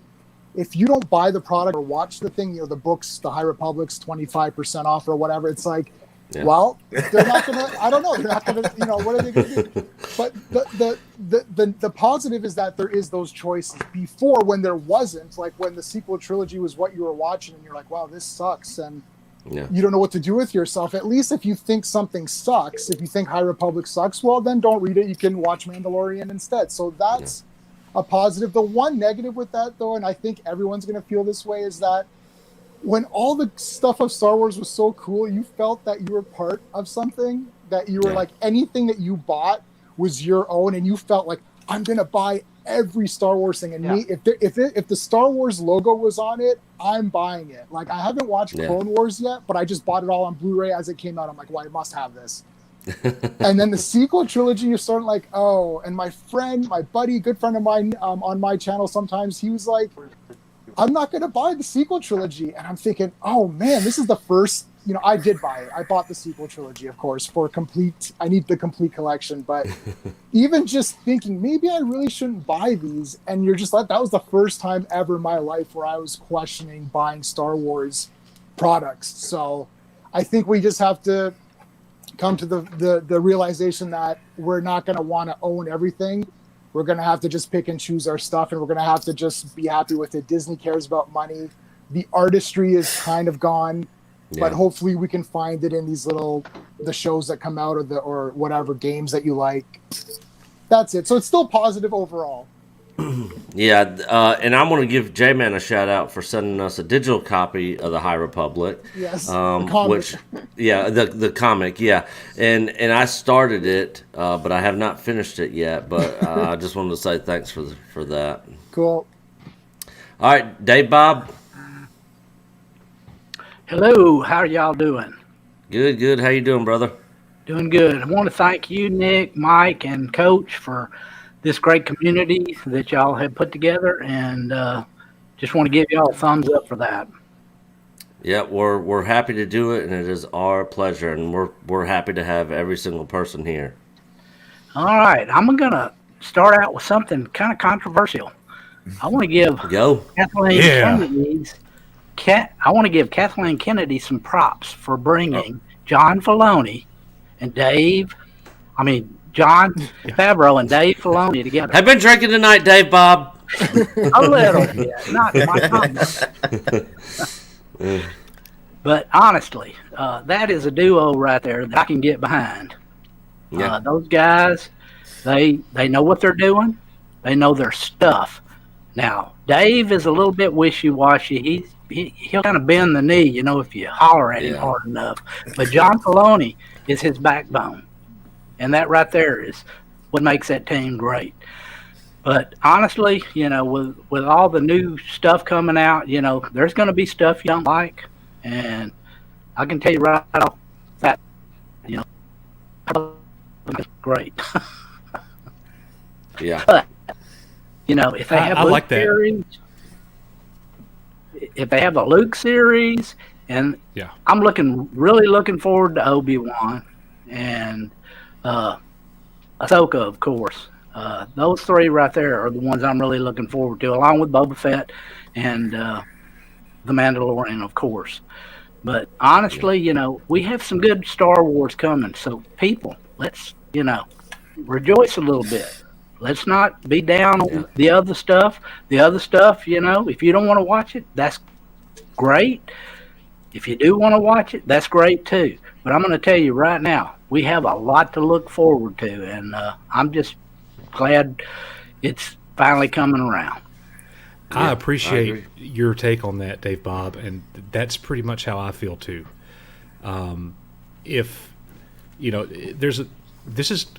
It's crazy that the world we live in, that this is the controversial statement now. If Kathleen Kennedy has learned from her mistakes, hopefully she has. I don't know if she has. I have no clue. But if we're going to get good Star Wars at the very end of her tenure, the lady is 70 years old. If we're getting good Star Wars at the end of her tenure, then I'm fine. I'm good. If she was going to be around for 30 more years and we're going to get sequel trilogy, then I would be, no, she's got to go. But right now, I'm in a holding pattern. I'm good. Let's just keep this thing going. So thank you for saying all that. All right, you're Ted. leading this pup in, not me. Yep, Ted. You're on mute. There you go. All right. Hey. All right. Well, I'm a big LucasArts fan. Yes. As you can see. And I just want to show off I've still got X-Wing TIE Fighter. Love it. Here was an old Rebel Assault. Yeah, love it. Force Commander. Very well, not very well known. I don't know if I have that. I don't even know if I ever played that one. Rebellion. Kind of a hard game to get the hang of. And this is for Melissa Lord. Star Wars Galaxies. Oh, yeah. We actually got somebody in the comment section of one of our videos on the gaming stuff in LucasArts was like, these nerds probably never even, or no, these fake nerds probably never even ever played Star Wars Galaxies. I was like, me and Coach both have owned that game. I got Star Wars and played it. Yeah. I've got my first 60-day card that I bought to get into Star Wars Galaxies. Bought it on release. That's what I'm looking forward to. I'm looking forward to that Ubisoft game that's going to be open world. If I had all the power in the world, I would love to see an open world Star Wars game, kind of like Fallout and all them were. That would be just awesome. And if they could remaster any of these, that would be great. Yeah. I know they did remaster, what do they call it, the Secret of Monkey Island. They remastered a few of those because I went back and played a lot of them. And they remastered Full Throttle. Yeah? I'll have to get that one. And it came out on PS4. I actually have that game, and I loved that game when it first came out. Nice. Mark Hamill actually does one of the voices for one of the villains in that game. Very cool. And I was playing through the Monkey Island, and I love the humor in all these LucasArts games. The humor was always spot on and just made me laugh. And one of the Monkey Island games, I can't remember which one, it has like director commentary or dev commentary behind it, and it's really funny listening to those guys with coming up with the ideas for it and how they were wanting to make the game and all that. And they're huge fans of Star Wars and LucasArts and all that. So yeah, I'm really looking forward to the games. Games is where I really want to see them going. And tell more stories, because they now can go and tell any story they want to in a game. Right. And I see that, there was some article that they're worried about contradictions coming up between the games and the movies. But, that's on Disney. Disney shouldn't have made it all flat. They should have had levels of canon like Lucas did. Lucas had, the movies were it. You could not contradict the movies. You could do anything else, don't contradict the movies. Right. So should games be canon? That's a tough one. It's a tough one. I that don't is a tough know question. because there's so many different ways. Because the game, usually, hopefully, you're playing it. It doesn't always end the same. You're always something different happening and keeping you engaged in the game and giving you the replay value. So I could see like the open world game. I don't think could be. No way it could be canon, but they could probably do a few canon Mandalorian storyline games like that. Continue with the story. Boba Fett. 1313 would be great. Yeah. So, yes and no. Absolutely. But yeah, that's what I think. I'm really looking forward to those games. Yeah, we are too. All right, low spec Linux laptop. Which, speaking of, I actually have been doing a lot of Linux stuff at work. Nice. Linux stuff, AIX stuff, Oracle. So I've been kind of delving into that environment on the server administration side of things. So it's been fun. I'm just using it because it's a lightweight operating system that doesn't spy on you. Yeah, exactly. Yep. With this old Pentium, it needs all the help it can get. It don't need no bloat. Nope. All right, so give us your thoughts on everything we've been talking about. Well, thanks, you guys, for providing this forum to bring the community together, first off. Absolutely. And I think the first Star Wars game I can remember was way back on the Atari 2600. I think I had the one where you had the snow speeder that you had to wrap the cable around the legs of the snow crawlers. And then the first one I had for PC was X-Wing. And boy, I could barely remember back then. But on the subject of this new Lucas Games thing, it's like, man, even if they don't make any new games, even if they would just do something like remaster KOTOR 1 and 2, maybe clean up the UI but keep it a turn-based RPG, that's a machine to print money.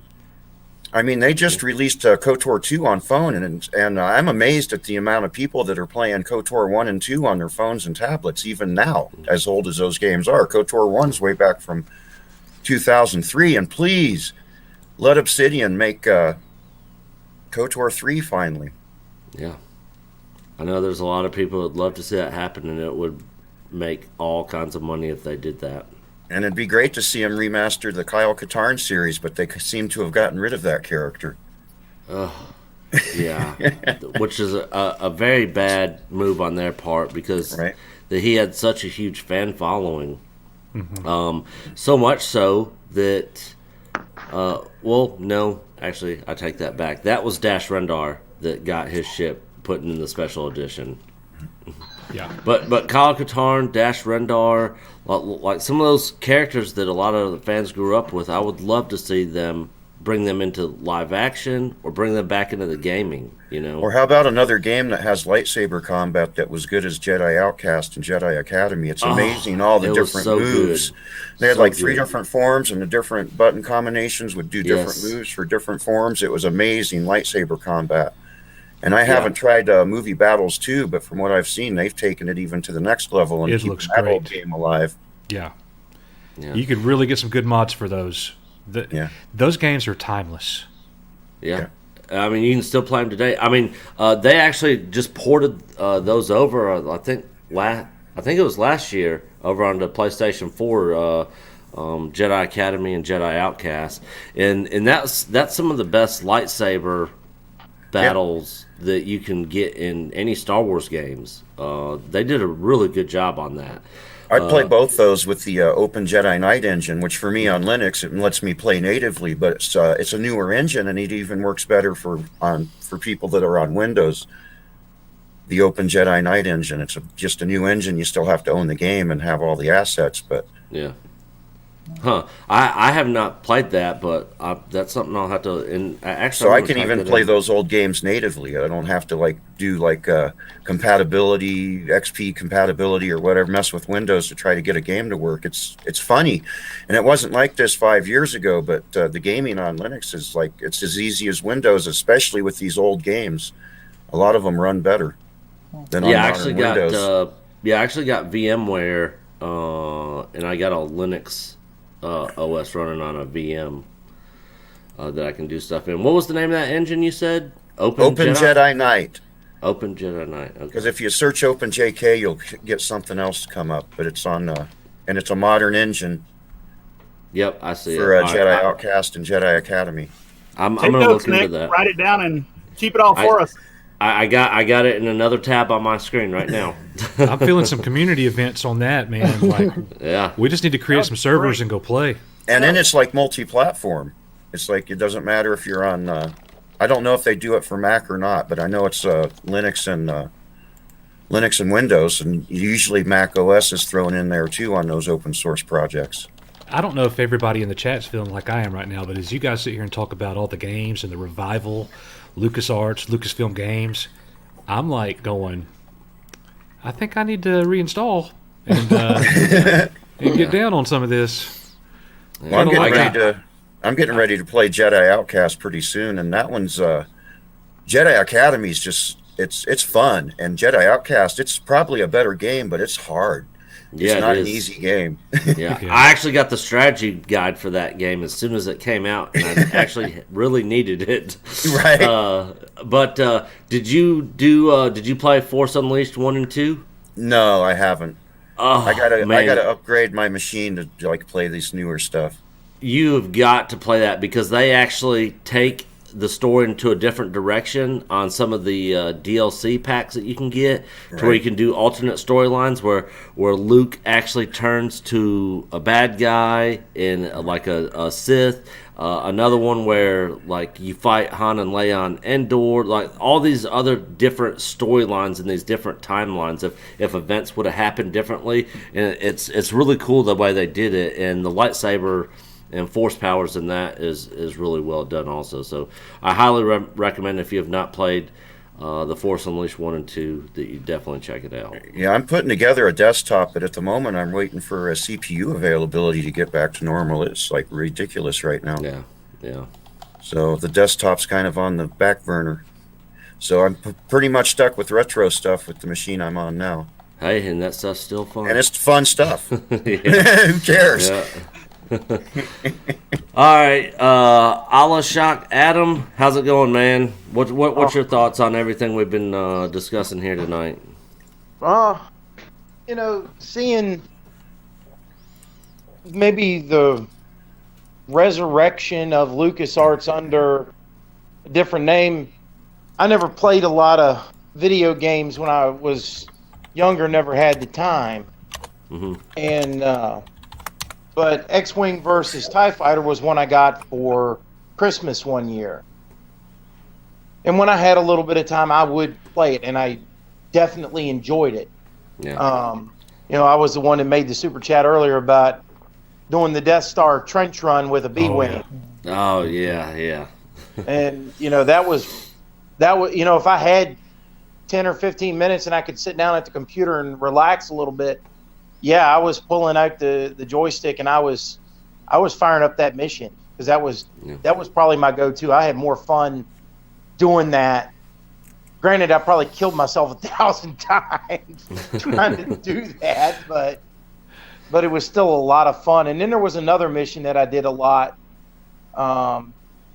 It was you took a TIE Defender, and the mission was to destroy, I think, a pair of Nebulon B frigates, like the big medical frigate that they were on at the end of Empire. Mm-hmm. It was two ships like that, and you were in a lone TIE Defender, which I loved that thing too. I probably liked the Defender more than the B-Wing, but yeah. Those ships were, man, they could take a beating. Yeah, a TIE Defender could absolutely take a pounding. Yeah. And Mexican Iron Man, I know he's out there listening. you want more advice on how to speak Southernese, listen to Dave Bob. He's got it down pretty good too. Good old Dave Bob. Yes, he does.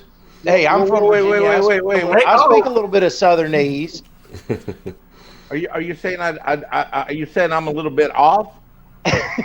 You're a little further I'm south. saying if you want to get better at it, listen to Dave Bob. He's got it down pat. Well, I just watched the Gator Show on the History Channel. Swamp People.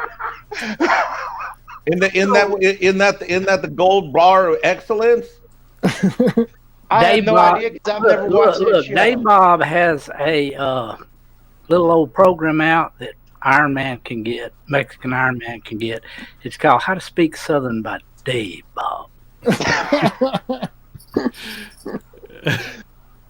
All right, I get the hint. Bye.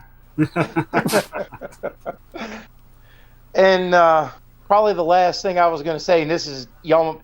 I know Nick and Coach probably will find this somewhat humorous, and probably Dave Bob too. That if they're going to have a show called Rangers of the Republic, the lead actor in that show needs to be Chuck Norris. Yes. Did you see they're making a new a Walker Texas Ranger? Yes, I saw that. It's already started. I'm not going to touch it with a 50-foot pole. If Chuck Norris ain't in it, it ain't Walker. Well, look, I got to do right. this. If Chuck Norris isn't in it, it ain't Walker. You're That's exactly right. right. No Chuck, no Walker. To expand on the whole Dave Bob thing. Oh. If you don't know, I'll tell you what. You just listen for it. In this little promo, we've got two of our members who did the voice acting for this promo. Let's see if you could pick out Dave Bob. This video is not intended for children. Viewer discretion is advised. If you haven't already, please like, share, and subscribe. Thank you. Thank you.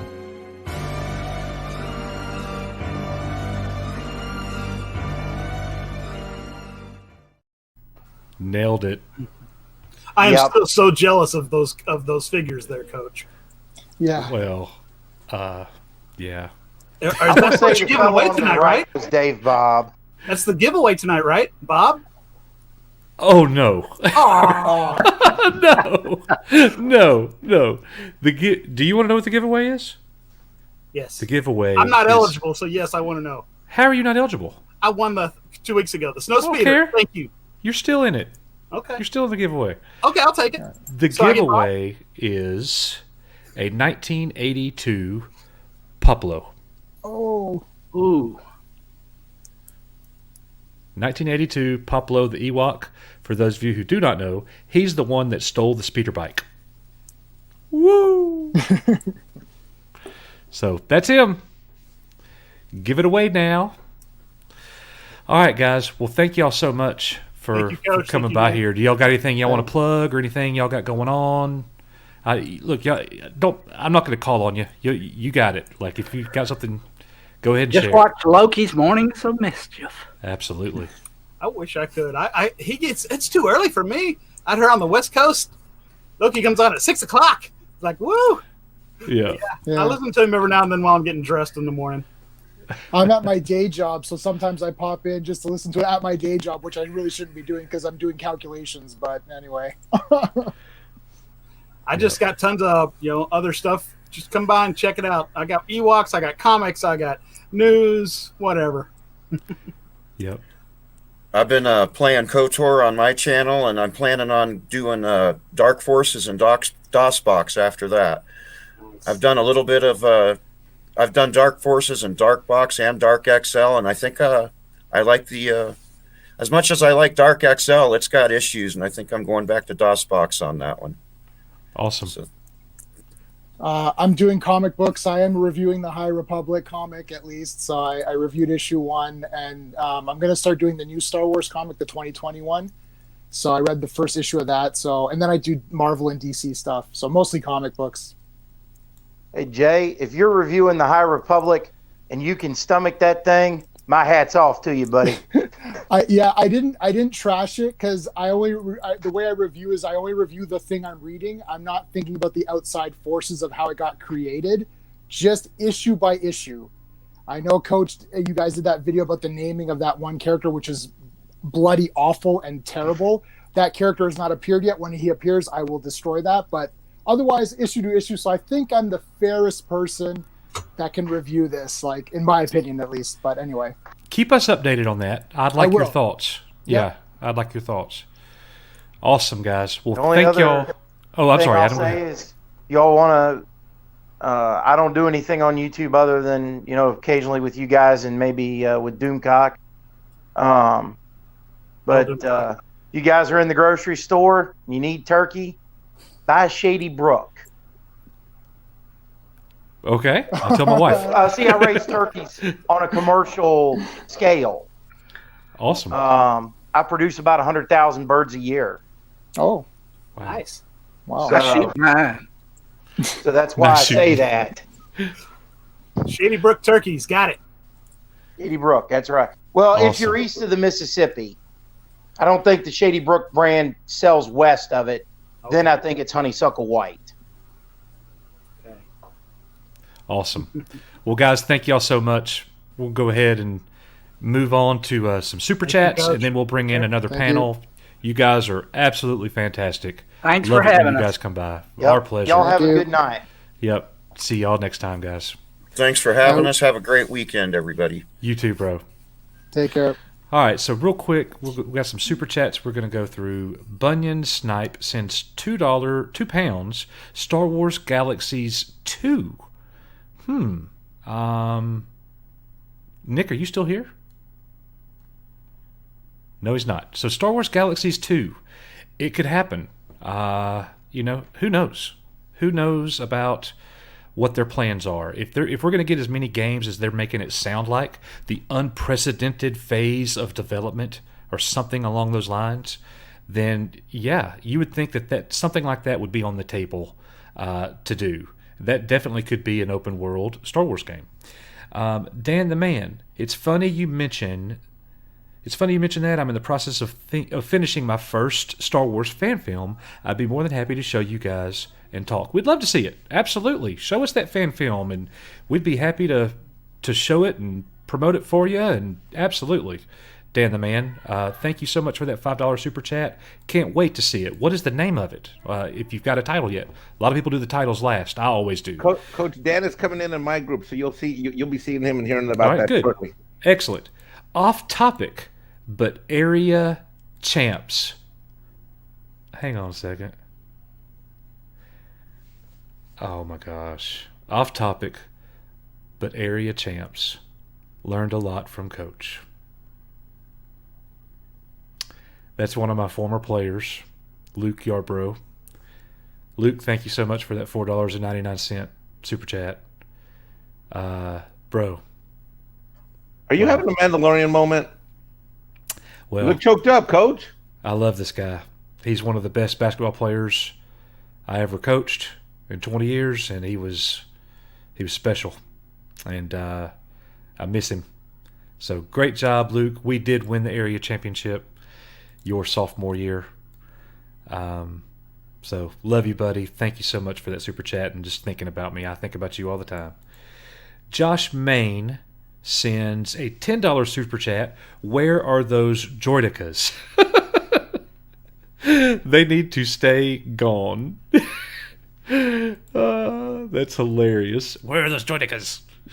Yeah, Josh, thank you so much for that hilarious $10 super chat, man. We really appreciate it. And then Film Exorcist sends a $2 super chat. Nick, what is the StreamYard destination? We are going to get you in here, Film Exorcist. So, Film Exorcist, Josh Main, Luke Yarbrough, Dan the Man, and Bunyan Snipe. Thank you guys so much for the super chats and the generosity and keeping our fires burning here at Echo Base Network. This super chat video is for you.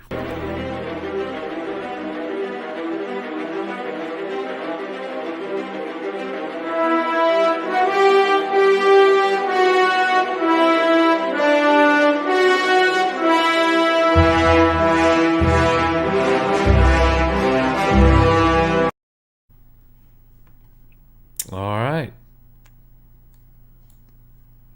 Hello. Mexican Iron Man. Yeah, I'm here. I just trying to see how many breaks Nick gets each night. Me, Yeah. I'm over here chained to the Phantom machine and in the tortilla dispenser, and Nick's like been walking dogs and changing tires and there's no getting his Uber telling. Eats on. Yeah. All right, is that it? We ready to go, Coach, with the next group? I think we're ready to go. All right. Well, let's see. Okay, here we go. So, hey, Nick, Coach deserves a break, by the way.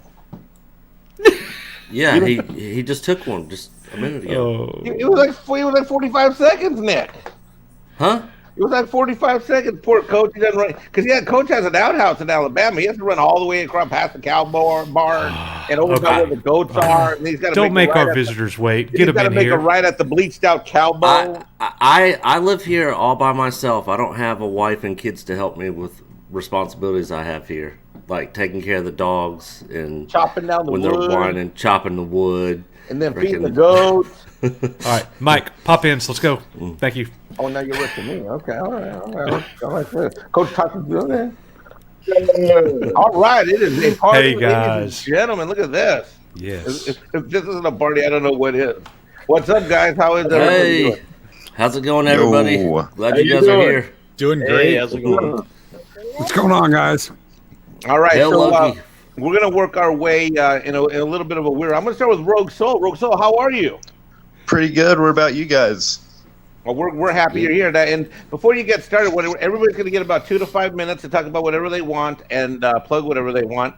And then I just want to say, I want to recognize Coach and Dick for doing something real innovative because, the great thing about Echo Base Network is that you don't have to be a big-time YouTuber. You don't have to have 10,000 subs to get on and speak your mind and speak your piece. And I love, Coach and Nick, that y'all do this for us as a community. And I just want to recognize you for that because very few channels do anything like that, and you guys right here in this group here, just not 1 week ago, these chairs were occupied by who? Jeremy and EBS and Star Ryan Wars Camille, Theory, Robert Meyer Burnett, Midnight's so, Edge, Ron Kimmel. Yeah, so even if you're a rookie, hey, this is one of the safest and nicest places for you guys to practice and get your opinions out. So thanks, guys. All right, well let's start with Rogue. What's going on? What do you want to talk about? Yeah, so first off, I just want to say about the games. I just remember as a kid, my first game, my dad had like that special 8 edition of like all the PC games, and like Rebel Assault was like the first one that I dove into whenever he wasn't home because he didn't want me to touch it all that much, but I did because I had to. And so I'm thinking it would be really, really, really funny if Ubisoft or whoever just got whatever they could out of the Star Wars 1313 game that was just almost finished and just releases it as like a middle finger to EA. I just think that would be hilarious. I would be all for that. Right? That would be great. And I also think moving forward, they really should like have a specific team for that specializes in that genre, and then offset it to where like this is coming from somebody who has no idea the back workings of video game development, but to the best of their ability, they should definitely like offset it to where we have at least one different genre of Star Wars game like per year or every 6 months, something like that. I think that would be most beneficial moving forward. I would love that, a new Star Wars game every 6 months. Count me in. Yeah, that's what I'm saying. That way, people like me who I really love Squadrons, even though it's half of the game. I really love it. That way, like people like me, that niche little fan zone could have their game, and then Battlefront 3 could have their game, and then we could move forward with like the KOTOR remakes and like the Jedi Knight moving forward, stuff like that. I feel like that's what they could definitely capitalize on a strategy like that. Yeah, I agree. I agree. The more the games, the better. Yeah, definitely. And if they're giving us 5 games, if 3 of them are great, I'm going to be happy. Right? Exactly. I'm sure one of them will be like a Yoda Stories or something, but that's good. Yeah, let's not forget there's some bad Star Wars games from back in the day. That's exactly right. Oh man! And I owned Yoda Stories and played it. Yeah. Right. Oh man. Yeah, I made But fun of you bad.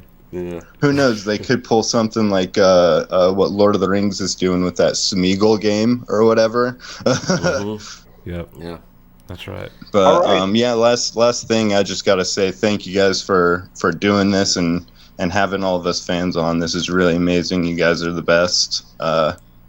Really looking forward to upping my membership to Jedi Master. Awesome. Roxo, it's our pleasure. Thank you for all your comments and all the support you've given us. It means a lot. Yep, yeah, absolutely. you guys are the best.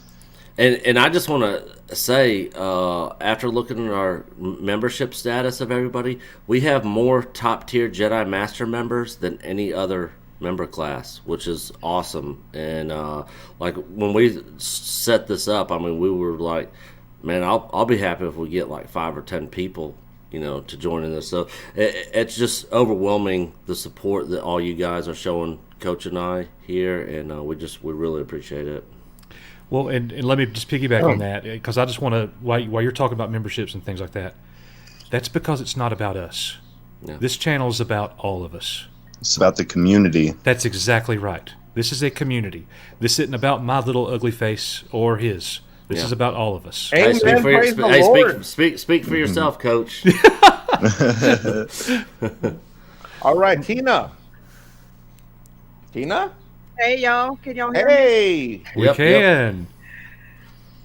I am the old lady, so I'm the minority demographic here.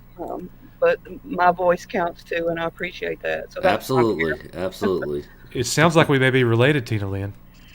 Yeah, I live in South Alabama. Oh, okay, all right. Yeah. Well, I'm in Birmingham, and Coach is in North Alabama, so you're not far from us. That's the Echo Base Network cat lady. We came Yeah, I know. Yep.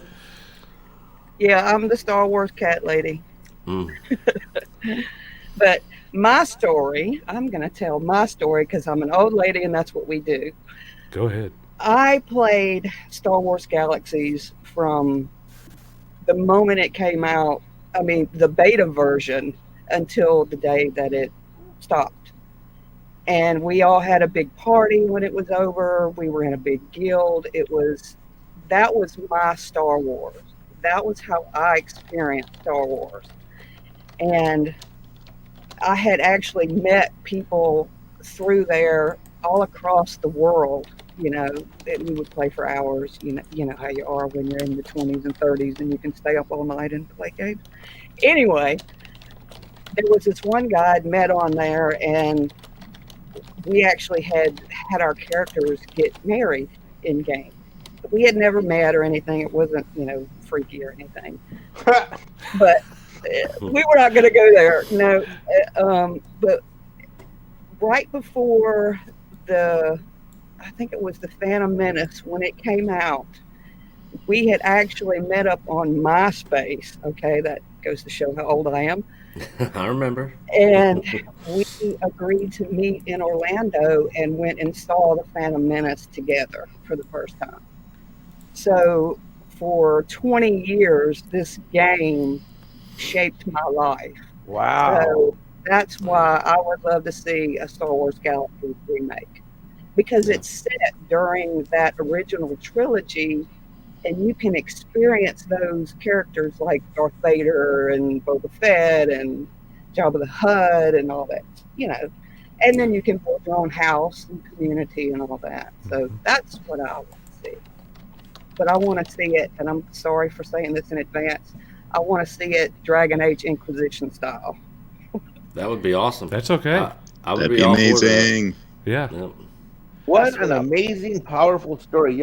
As each week, each month has gone by in the last year, I started as a fan, as you guys know, and it's just amazing. Tina, thanks so much for sharing that. That's powerful. That is powerful. I want to turn that into why I love Star Wars. We're going to bring that series back. Hey, Charlie, you ready to go? Charlie? Hello, Charlie. Can you hear me? There we go, brother. Yeah. There you go. All right, good. All right, sweet. Yeah, I had to unmute myself. How's it going, guys? Good. Just so you know, I have a little Paplu with me right here. Yeah, I just thought it was funny. There that you go. Brought it out earlier. So, he literally just sits right next to me. So, but yeah, I guess what do I want to talk about? Lucasfilm games. I had a thought last night. It's just random, but like I want the games like, I mean, they don't all got to be good, obviously, but I want some like nice, story games. Some like deep, like I mean, obviously I like Jedi Fallen Order, probably the best out of the EA games recently. Because I'm not a big multiplayer guy. I'm not like, I know a lot of people like my age, like everybody plays Call of Duty, but I'm not like that kind of guy. I'm more so like, I love the story games. I love God of War. I like Jedi Fallen Order. God of War is awesome. Right? Yeah, God of War. It's my So favorite. good. I mean, Star Wars will always like top everything for me. So like Star Wars games, but that's my favorite game. That's not Star Wars there. But like, I've been playing Tomb Raider recently. I played the Uncharted games and stuff like that. But Love Uncharted. That Indiana Jones game that they announced though, like I'm so freaking excited for that because like I don't know if you guys saw that. Like, well, you must have seen the teaser or whatever. Yeah, but, that game looks like that game has all kinds of potential. All kinds of potential. Yeah, it's crazy, and I mean, I really wonder if they're gonna be able to get Harrison Ford in there. Because his that would voice be awesome. is pretty similar to when he was younger. I remember I'm sorry, Charlie. No, go ahead and finish go your ahead. thought. I played Indiana Jones and the Infernal Machine. That was golden age of LucasArts, and I don't remember who the voice actor was, but he sounded so much like Harrison Ford. It was mind-boggling. Yeah. So they got to get that right. Yeah, they really absolutely. do. And especially because it's gonna be young Indy too. It's yeah. Go ahead. Sorry. I was just gonna say something that Charlie was talking about the Uncharted games. Just think how awesome it would be if we had a story game with like a smuggler that was like an Indiana Jones type character or a Nathan Drake character from Uncharted, and he actually went on an adventure to like find these artifacts and had like Empire and all these other pirates and all these other factions coming after him that he was having to, and there was like puzzles and traps and all this stuff that you had to do. Like I think that would just kill. Oh yeah, Jedi Fallen Order kind of had that a little bit with like the tombs that he was exploring and stuff like that. Yeah. Yep. I wrote a little like fan fiction in my head last night because right now I'm playing Tomb Raider and I'm thinking about it. Like, what if they did something crazy where like they put out this game where like you were supposedly like a smuggler or something like that was like tomb raiding in the galaxy or something like that. But you start off as this boy from Naboo, and he has dreams of being like finding artifacts and stuff like that. And he has this girl that he really likes or something like that. And they go off together and they're like this explorer couple. And he starts finding, Sith artifacts and stuff like that. And he starts going around, exploring the galaxy. And then, more and more he finds these Sith artifacts and he's able to find them pretty easily. Somehow they're calling to him or something like that. And he's also got this group of bandits that's his competition. And so basically, like, at some point in the story, the group of bandits kills his, archaeologist lady friend. And so he's very upset. And so he attacks them. And then he realizes he can use Force lightning. And then, boom, plot twist. It's Palpatine, young Palpatine looking for these artifacts. And then all of a sudden, Plagueis finds them halfway through the game.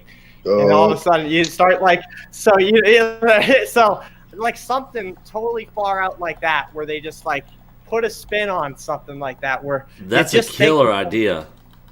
You start this as this boy from Naboo, and like subtle details like that, like he's from Naboo, and it's just like, but you don't drop it right away, and then halfway through the story, it changes to be something like completely different. You think you're like for like a regular Uncharted game or something like that, but you have your girl, whatever, but then your girlfriend dies and you tap into the dark side. Plagueis finds you, all of a sudden it turns into a Palpatine training game, and it's like and then you just start I would buy that. Go into the dark side.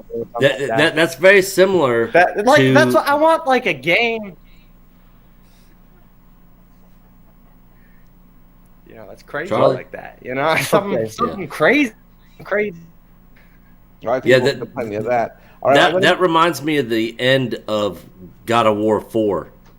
How there was that whole build up with Kratos' son, and then you find out who he actually is at the end of the game. I'm not going to spoil who it is for those of you who haven't played it. Yes. But the very end of that game, I was like, "What? Well, hang on, what?" You know. So yeah, I love that idea. I would buy that game and play it for sure. Yeah, that'd be a crazy twist. If someone from Lucasfilm Games is watching right now, take notes. You know. Yeah, absolutely. Yeah, They may not be watching our little channel, but they're watching the fans. They've been watching the channel, you guys. I know that for a fact. All right, Dan the Man, you're up now. I heard some coach was referencing that you got something in the works, a short film that you're producing yourself, or you already did produce it. Yes. What you got, brother? So first, I want to big background on me. I'm a huge Star Wars fan here.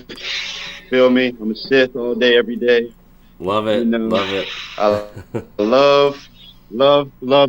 Hold on, but I love my Jedi too. Okay, so I'm all about it all. Star Wars has been a huge part of my life. Came up on my boys, the prequels. You feel me? 1, 2, and 3, all here. And then chronologically, watch the old ones, 4, 5, and 6. Thereafter. So you actually grew up with the prequels before you saw the originals? That's correct. So okay. Oh, you're so lucky. All right. I actually didn't enter the war, between the prequels and the OGs until high school, where I actually started looking at the internet and realized how much hated Jar Jar Binks was. I didn't know. So, but I defended them. And I still do to this day, okay? As well you should, sir. As well you should. That's right. Thank you. And so film background, always wanted to be a filmmaker. I didn't start taking classes for it till high school. First role I ever did was the butt of a dance accountant in 3rd grade, but I'm going to make it quick. Zoom, we're here. 2019 was not my greatest year. Had a bad situation, but I got out of it, thank God. And I realized that life was too short, so it wasn't until 2020 that I actually started taking action and reaching out to all my actors, family, director, friends, and over 100 people said yes to do this film that I'm going to show you guys if you'll have me. It's called The Legend of Dune Ra, completely original story, original characters, all of that. And we are currently in the editing process right now. And this is a Star Wars fan fiction? Mm-hmm. Mm-hmm. Oh, my goodness. It takes place within the Star Wars universe. Well, then, hey, you know what we got to do, Coach? Can we set aside some time for Dan offline and see what he's got and see how we can help him have the best premiere possible when he's done and wrapped up? Dan, we will do absolutely anything we can to help you with any of that. Yeah. You Promote it. guys are awesome. Make you a promo. We'll just do anything we can to help you. Commercials for you, Dan. You know how have you seen those Echo-based commercials that Coach and Dick do? We can do some of that for you. All that. Well, I mean, he could probably do all that himself. I mean, he's editing. Yeah, but more the merrier. All of that. Yeah. And anything that you need us to do to help you out or to help promote it or anything like that, man, we're all for it. I mean, it's like the pay it forward type concept. I mean, these guys had Doomcock came down from his plateau of mountain of 180,000 subs and over a year ago narrated it back when we were at what? Y'all were at what? 3,000 subs, baby? No, we were like 800. 800 like subs. 800 subs. Yeah. Look how it's all about paying it forward and not being about us, So anyway, Dan, I got to keep going. We got 20 people in line, but hey, we're gonna get a hold of you offline. Send me I got my Twitter and my email, so hit me up and then I'll book it with the boys and we'll get together and get it going. We'll be in touch, Dan. It's gonna be a pleasure. Sure. All right, I'm gonna pop up to 80s real quick, and then we're gonna go Yeti Cast and then Stone Loki. 80s, totally awesome. Hello. Thank you very much for having me here on your lovely show and your lovely channel. Thank you very much for being here. I've got 4 things that I'm looking at. First one here. I'm gonna start out with that. Coach, I do think that it was on purpose, because when people saw Darth Vader come down that hallway, that had turned into a legend. And then when Luke did it, that made it even more so impactful. I personally think that they're going to have Qui-Gon Jinn do something similar in the new series. Maybe as a Force ghost, maybe as a possession. I don't know, but they might do something like that, and I'm really looking forward to see what's going to happen. And I really hope Jon Favreau is winning the war over there. Second thing is in the video games. Okay, the video games. My name, 80s Totally Awesome, is not just chosen at random. I grew up in the 80s. I was born in 1980. I know what I'm talking about when I talk about the 80s. And for me as a kid and as a young teen and young adult, all the games that came out and everything, out of all those games, I could not imagine having a Star Wars like kids do today without this extra content being there. Kyle Katarn and his adventures and everything, Disney cut all that stuff out, and what are they doing now? They're going back and grabbing from it. So I tend to think you're going to see Kyle Katarn come back. I really don't think Disney has fully cut them out. I think they're going to come back. I really think he's going to come back at some point in something. He might make a cameo. He might do something. As far as EA goes, EA has been messing it in standing and stepping in the Bantha Poodoo for a long time, and I think this is a long time coming. However, if Kathleen Kennedy is in charge of this, then say goodbye to your Star Wars history. But if Favreau or Lucas is involved in this, and it goes that way, I really think we're going to have some of the best, most fun games you're ever going to see. Not only that, but Disney is in a real tight spot at this moment. They just canceled their annual pass for pass holders. They need the money, so I really don't think Disney is going to turn around and go, "Hey, Kathleen, have all you want on the games, and we'll just mess around with that." I don't think so. But the last one here that I'm going to touch on, the third to last.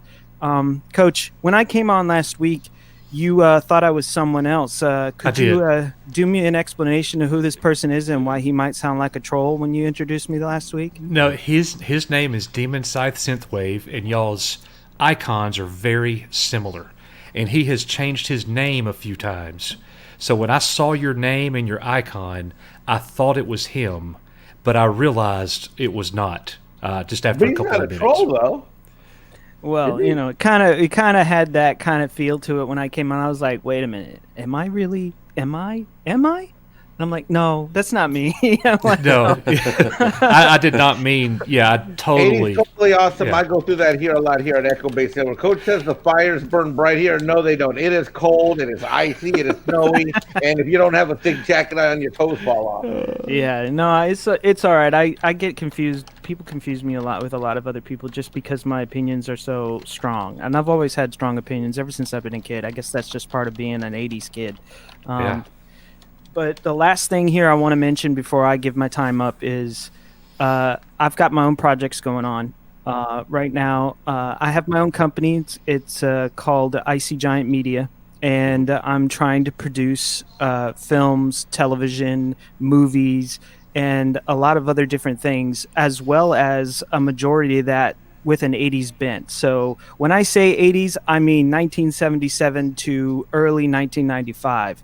To me, that is the 80s. From 77 to early 95. You cannot separate it culturally other than chronologically. You cannot separate the 80s from this time period. Anyway, my projects and stuff can be found on Rumble. So if you go on Rumble, look up Icy Giant Studios on there, and I've got other channels. So if you look in my channel list, if you can do that, I got other channels there as well, like Icy Giant, Icy Giant Studios, then Neptune Radio Dramas, and then I have my cartoon channel, which is IGB, which will be kind of like the old ABC cartoons on Saturday mornings. It's kind of how I was kind of looking at that. So I've got that stuff going. I was just editing a script before I came on here for one of my shows, my radio dramas. And, I just want to say thank you very much again for having me on. Hail Echo Base Network and all the Xanadu people here. So, and Doomcock, hail him too. Thank you guys. And once again, have a lovely afternoon and evening. Thank you. It is totally awesome. If you will share the link with Mexican Iron Man to your site with all your information, we would be glad to get that out so everybody can see it, click on it, and put it in their favorites and check that out. Yep. Yes, sir. Before we go to Yeti and Loki, I'm going to go ahead, if it's okay with everybody. If you've already spoken, I'm going to pop you out so that I can get the next line of people. We've got a line of about 11 people. Guys, thank y'all so much for popping in. But Yeti and Stone, we're good. Tina, good talking to you. Charlie, Dan, 80s, loved it, guys. Yeah. Hit us up on Twitter, Thank you, guys. DM or something, Dan. Do you guys use Instagram? Yeah, we have an Instagram account. It's He does. Echo. Hang on, give me 2 seconds, and I'll tell you exactly. We'll put it in the chat. And it'll be in the link below. We got to keep moving. We got about 13 people here. In the back. Just do a search for Echo Base Network on Instagram and on Facebook and or we have a website. EchoBaseNetwork.com has all that information on it as well. Right. So before we get to I'm gonna. Our email is super easy. EchoBaseNetwork@gmail.com. Speak of who, look into the back things. YetiCast, how are you, sir? I'm doing great. Thanks for having me on. Oh, well, we're just tickled pinky. The boys haven't had a chance to get to know you as much, but I think you had appearances with our buddy Paulie at Latino Slant, I think. Yeah, we other places and things like that. Yeah. We do a show every Saturday at noon where we just go over some really bad movies and talk about it. And it's a great time. And it kills a few brain cells. Nice. I'm still sleeping at Saturday at noon. You're still sleeping every Monday through Friday at 3:00, brother. Sometimes. Yeah, sometimes. Right? Yeah, I'm up all night. But the thing is, Coach is up all day, so if anyone tries to get a hold of us, he'll probably see it. And anything at night, in the middle of the night, I'll probably see it. We're really running behind, but I just realized that we can't actually run. You have a little bit of a trailer or something like that you wanted to show, but we can't actually run it because it's a Warner Brothers material. Why don't you talk about what you do with the channel, and then I'll bring up the images at least so people can see it. So okay. Talk about what you do. Well, anything in there has been clipped apart. Like I haven't had any claims on what I had in that trailer. Mm-hmm. But if that doesn't, if you can't show it, it's I basically roast movies. I tear them apart. I go through movies and I twist them into something. Just making jokes about the things I see and with reviews. So it's sort of like a comedy angle. Yeah. Love it. With hilarious. I know it's hilarious. They really are hilarious. He goes so fast though. You have to hit pause and rewind. I mean, he talks faster than Coach does after coffee. You know what I mean? Yeah. So anyway, we'll drop the link to your channel here shortly, and I'm going to go ahead and drop the trailer link right now into the chat. Everybody check it out. It's real short. It's like a couple of minutes long, and. Yeti, I think you could be seeing. Well, you have some appearance. You have an appearance tomorrow, I think, don't you? Yes. So Anna, that Star Wars girl, has watched some of my videos, and then she wanted to interview me. So I'm going to be on there tomorrow. So come watch me freak out as I realize I'm talking to more people than I'm used to. Well, welcome to Echo Base Network and the network that is what has been built. In fact, we wish you luck. Let's get Loki up here. Loki, are you still there? Yeah, I'm still here. How's it going, guys? Oh, thank you so much for your patience. How have you been, brother? I'm doing all right. Why do I always give you guys my exclusives? Y'all suck. I hate that. I always give you guys my exclusives. So hey, look, you just real quick before you get, because I got to get that exclusive. YetiCast, thank you so much for coming on. I saw you over at Paulie's channel today, so we really appreciate your time, man. Yeah, thank you. Yep. All right, Loki, come on. Okay, so on the 14th, we all know that this was finalized. EA no longer had the exclusivity rights. It was done. It was over. I got just to give you guys some background. You guys know I used to be a modder. Some people out there don't know I was a modder, but I used to mod games. And one of the things you do when you mod the engine of a game is you reach out and you ask for permission to do certain things from the actual developers of the game. If you guys don't know, Petroglyph is a game developer that was comprised of a lot of the devs from Westwood Studios. If you don't know what Westwood Studios is, they're the people that made the Command & Conquer games. Now, in 2006, Petroglyph made a little game called Star Wars Empires at War. Mm-hmm. And for the past 10 years, that game has sat in game collections. It is sold digitally, but they have not updated that game in, about 10 years. On the 14th, they updated Star Wars Empires at War as a kind of like a middle finger to EA, and a flag went up. So I reached out. I know some of the people over there, one of them being Michael Legg, who is a founder of Petroglyph, and I got a response that said, we are currently in talks with Lucasfilm Games to do basically a reboot of the Empire at War franchise. That'd be great. So not only have they started the work, they've started reaching out to make another game, but they are back in business, and this is going to be huge. I can't imagine what the other studios are doing right now. If you've got any of the older studios reaching out to Lucas Games saying, "Hey, we want to be back. We want to be a part of this. We want to make more KOTOR games. We want to make more Rogue Squadron games. We want to make more Star Wars Empire at War games." But if they did it day one, then other companies are doing it. This is Petroglyph. They're not a huge name. They make strategy games. They just did a rebuild of the original Command & Conquer games, and they're going to be working on more of those. But the fact that they are already in talks with them to do this has been something that's been coming down the pipe.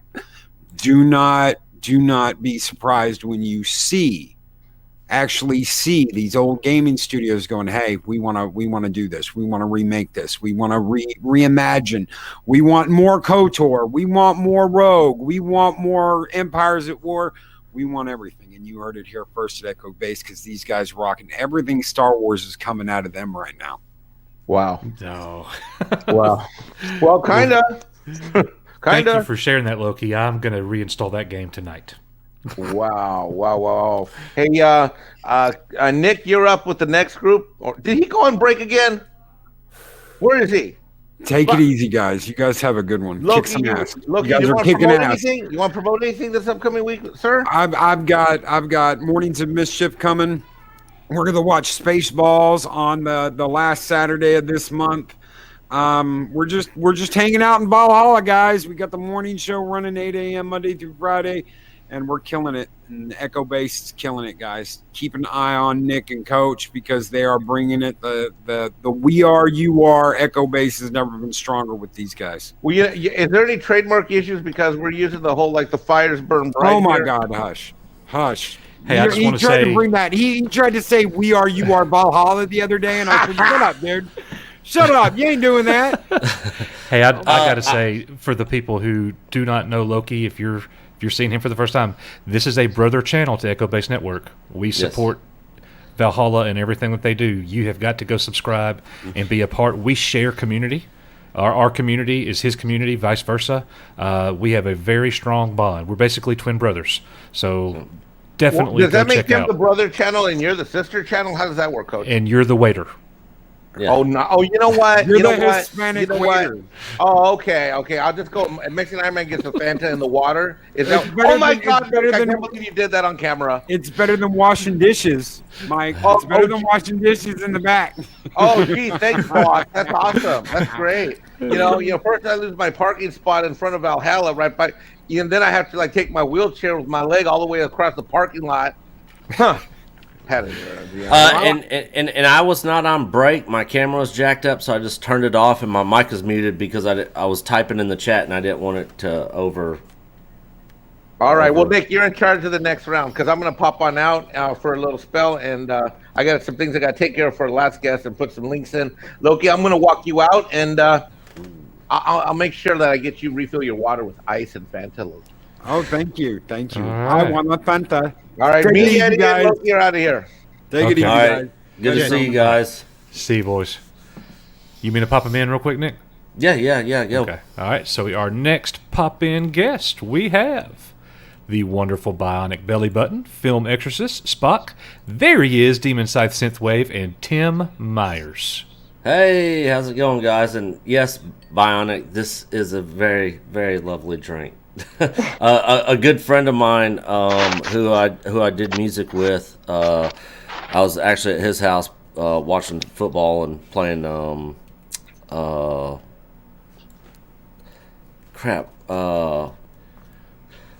I'm drawing a blank where you toss the bags. Cornhole. Yeah, and he was like, dude, you gotta try this drink, and he made it, and I've been hooked ever since.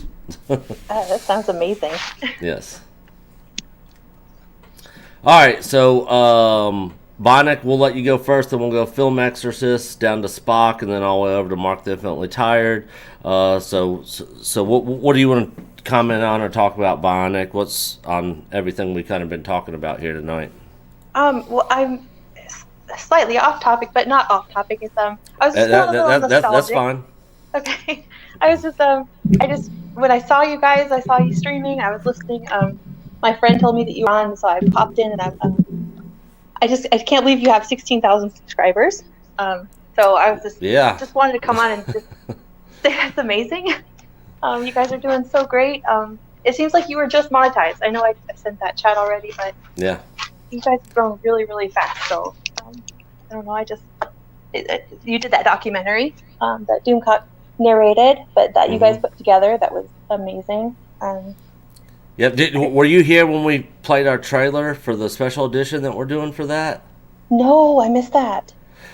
Yes, so we are in the works of adding a 5th chapter to that, and we're going to clean up the original documentary. We're going to clean up the audio, we're going to clean up some of the clips, put some different graphics on there, do something. Basically, it's going to be the same, but we're adding another chapter to it, and we're going to release a special edition of that, along with the LucasArts documentary that we're working on also. Do you have a time frame for when that will be coming out? No, not yet. We don't want to put a time frame on it because we put a time frame on the original sequel trilogy documentary, and there's some stuff that we didn't get to that we wanted to do, but we just had to get it out there. So we don't want to be in the same spot with this one. So we're just gonna make sure it's 100% ready before we drop it. But just stay tuned. We'll be making an announcement as soon as we're going to try to get the script mailed off to Mahler here in the next week or two. Oh, nice. Nice to have a nice accent when he's reading it too. Absolutely. And our good buddy Demon Scythe Synthwave, who's in here, is actually narrating the last part of this documentary. Doomcock's so busy, we didn't want to bother him and try to put that on him to get that back to us like quickly, because we were needing it kind of quick. So he's actually narrating the last chapter that we're going to do in the special edition. Well, I haven't heard him speak, but I know he's a super talented artist. He's created some amazing things. Amazing. Yes. Yeah. Amazing. That's very kind of you to say. Thank you very much. Yeah. Oh, see, now I heard him. Bonnet, thank you so much for the kind words and just everything you do. And it has been a pleasure for this growth and everything. But me and Nick have always just said, this is not about us. This is not about our faces. This is not the Coach and Nick show. This is a Star Wars fan community. So we're doing this thing together, and it's just awesome. Yep. That's incredible. This format is really neat too. So I just wanted to say you guys are doing amazing, and congratulations. Awesome. Thank you, man. And we hope to see you back next Saturday night, Bonnet. Thank you. Please give Doomcock our best. Yeah. Well, okay. All right, Film Exorcist. What do you got for us? Finally made it on the show, guys. So, cheers, Nick. We need to get you a vacation or something like that because you really need to read those books. You're Yeah, really which- missing out. Which ones? The Light of the Jedi, the one. Oh you- yeah. The Light of the Jedi. Yeah, man, God, I am not one. I'm not much of a reader. I did read all the Heir to the Empire stuff, but if they have it, do they have those on audiobook? They do actually. I listened to that one on audiobook, and I'm trying to listen to that new one, the kids one. Uh-huh. Trials or something like that. Yeah, I might have to look at doing that because I could sit there and listen to the audiobook version of it while I'm working, while I'm doing other stuff, and still, be able to, get engaged into the story. So, right. But if they're that good, I would definitely. I mean, they do be have all an about checking acquired them out. taste. The problem is, some people might not like it because it basically has 6 different perspectives, 2 pilots, and 4 different Jedi. That sounds interesting. So does it tell the story of them like all individually in chapters? Yes and no. I mean, usually they do mix the chapters sometimes, like with the Wookiee Jedi talking for a minute, then going into Avar or whatever her name is, and then I mean, it's a book of 48 chapters, so they've got to split it up somehow, and Yeah. I mean, they do connect the stories pretty well. Well, that's definitely a giant publishing agenda, and that's what they've claimed that it is. That hearing you say that reminds me of the Game of Thrones series, where each chapter is its own story about a character. You might get Jon Snow in chapter 3, and you may not get Jon Snow again until chapter 12. But it's the story that it all gets tied together, and that's brilliant. So And actually, it inspired me to do a whole read of every Legends and every canon book. Yeah, awesome! Wow. So I'm guessing that is top on your mark of highly recommended reading. Yes. I just be careful because it does leave off on a huge cliffhanger with the epilogue, where you're in the middle of a massive battle between the villain and the Jedi, and it just leaves it with the villains still in the fight. So we gotta wait for whatever sequel they're planning on, or if it's going to be in a different point of view. Okay. Also, with the gaming, when you guys were talking about that, actually I started out at 5 years old with the PlayStation 2. I started with the Starfighter games, which I want them to bring them back, because they left us off with just Jedi Starfighter. And with the Clone Wars, they need to bring it back. Yeah, I agree, 100%. And I'm also in that party where give us Empire at War 2, because while the mods are great, it does get a bit boring sometimes just playing the same mods over and over again. Yeah, I remember when that game came out, I waited a little while before I got it, probably maybe like 2 months. But I jumped on it when I got it after the 2 months of its release. I played it nonstop for probably 3 weeks straight, almost every day. Yep. You got anything else for us, Film Exorcist? Nope. Just I'm a review channel. I've done every Star Wars movie and TV show except for the Ewoks movies, and just come check us out. Awesome. Yeah, if anybody that comes in on our pop-in sessions want to put links to anything, just put them in the private chat of the StreamYard, and Mexican Iron Man can put them out there, or Bonnet Belly Button's in here. She's a mod. She can put them out there as well. So. Okay. Yep, just Have a post great it in night. there. Thank you, Film Exorcist. Enjoyed it, man. We'll be checking out that content. Yep. Awesome. All right, Tim Myers, what do you got for us, brother? Hey, Tim. All right.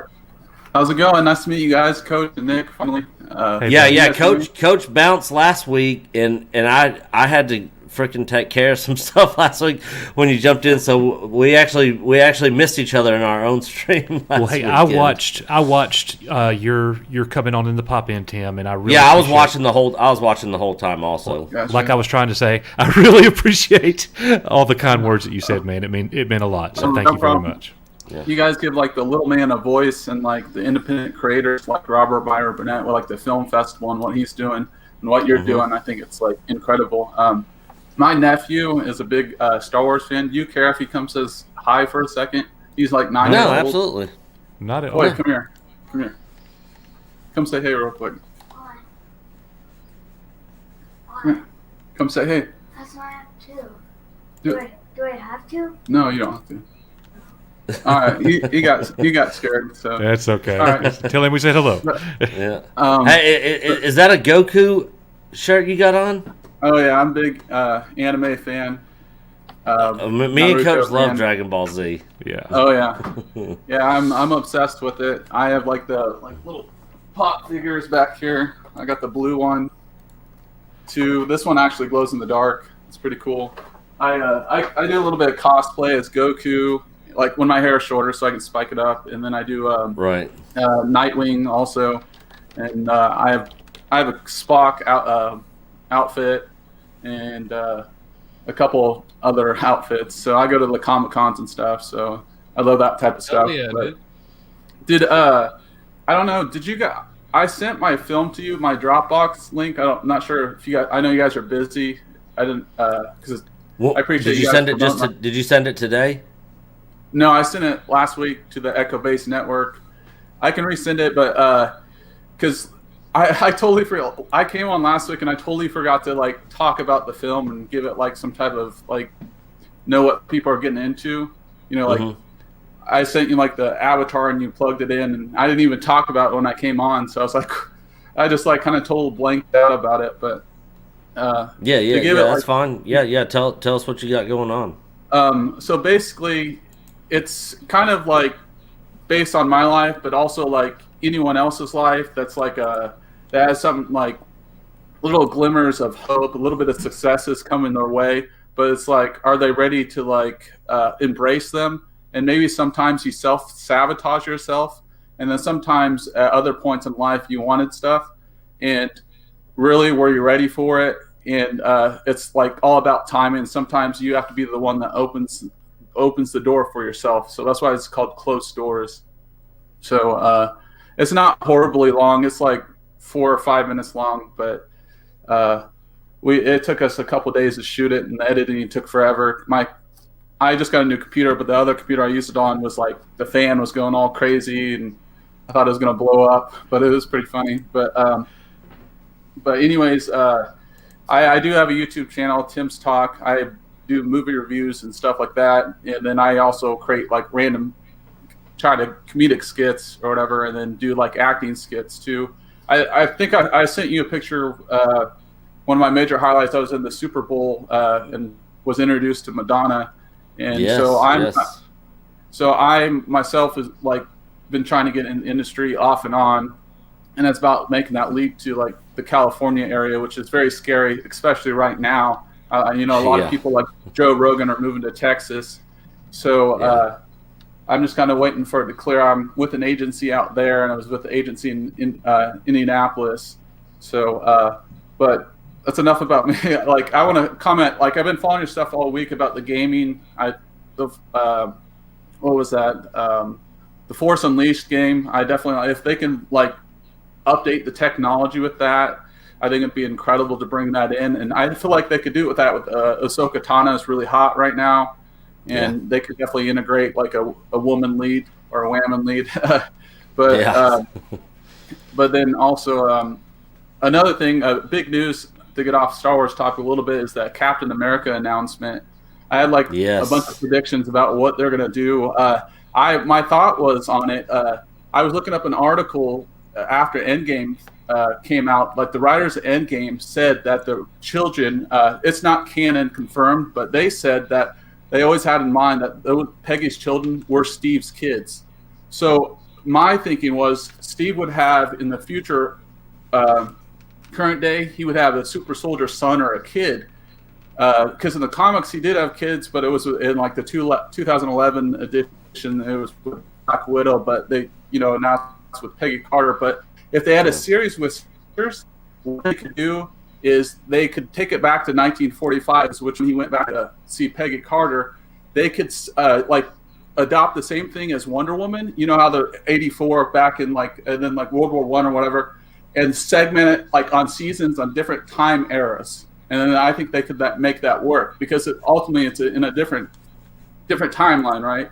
So that was kind of my like what they would do. I know there's a lot more possibilities on that, but Captain America is my favorite in the MCU. I thought his trilogy was the best as far as like standalone films. Winter Soldier is my favorite movie in the MCU. Winter Soldier is my favorite movie in the MCU. I thought that movie killed it. I absolutely loved it. Yeah, I'm right there with you on that. The hand-to-hand combat. George St. Pierre was in it, and like it was like a 70s or 80s with like it was like a political, like because you had like Robert Redford in it because he was in those type of movies back in the day. It was just almost like a Bond movie a little bit. Yes. And what my idea is with Captain America going back in the past, doing like rogue missions, wearing a blacked out Captain America outfit, to be like stealth. And maybe he runs into Bucky Barnes. And like, because Bucky Barnes would freeze and they'd bring him out because he was alive those years, but they'd put him on ice. And then he had the MK Ultra, whatever it was, the Hydra stuff. So next, we just need Dolph Lundgren and Van Damme, the Universal Soldiers, to be brought off ice and to be coming in there. That would keep dreaming. There we go.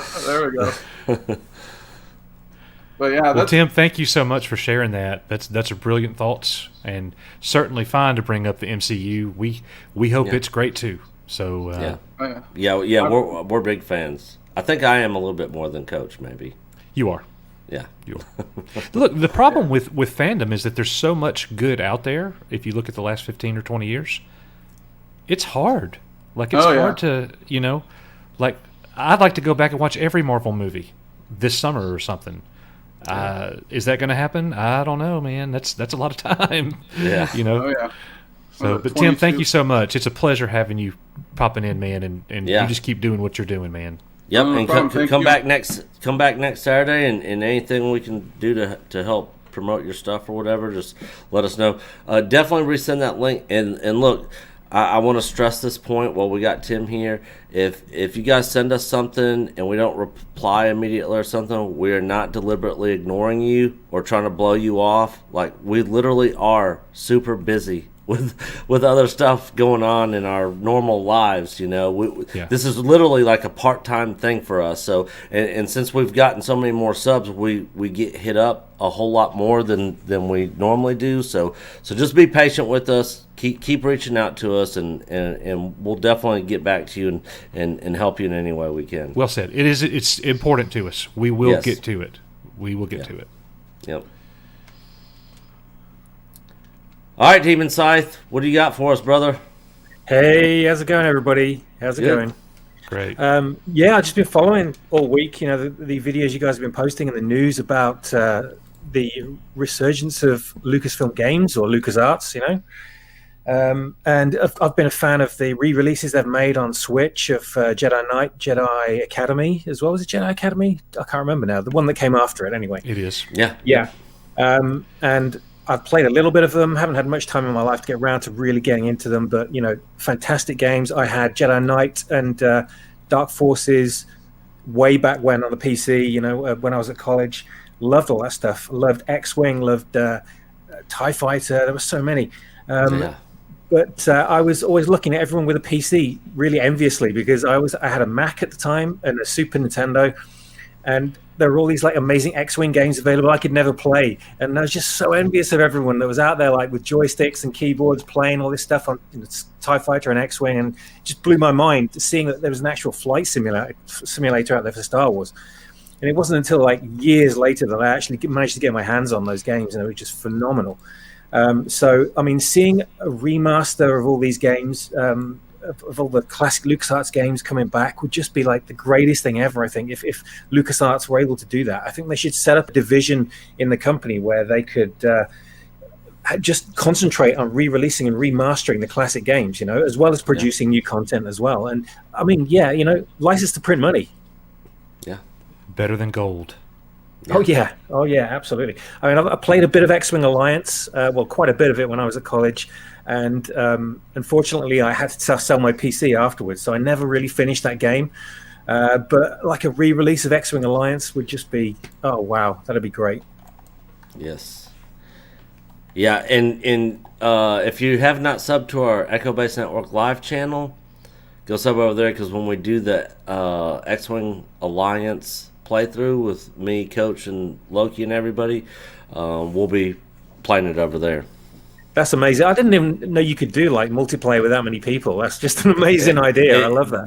There's mods and stuff and other stuff that you have to download to get it to work right. So yeah, it's possible, but you gotta mess around with it a little bit. That's like that'll be great. I'll have to be watching that. That'll be like watching Geeks and Gamers do the multiplayer on Mario Kart. Just watching you guys cussing each other out, flying around in space. That'd be like the greatest. Well, we're gonna have wingman. So like when we're doing these missions, I'll be with Nick, and Mexican Iron Man will be with Loki. Yeah, we'll all be on the same team. Oh wow, team play. That'd be amazing. I'd love to see that. Yep. You'll have to have call signs, guys. Make it professional, Oh, absolutely. Mike will be Burrito 1. So, and we'll come up with our own ones, but Mike's gonna be Burrito 1. That's already been given to him, and he's gonna have to accept it whether he likes it or not. Yeah.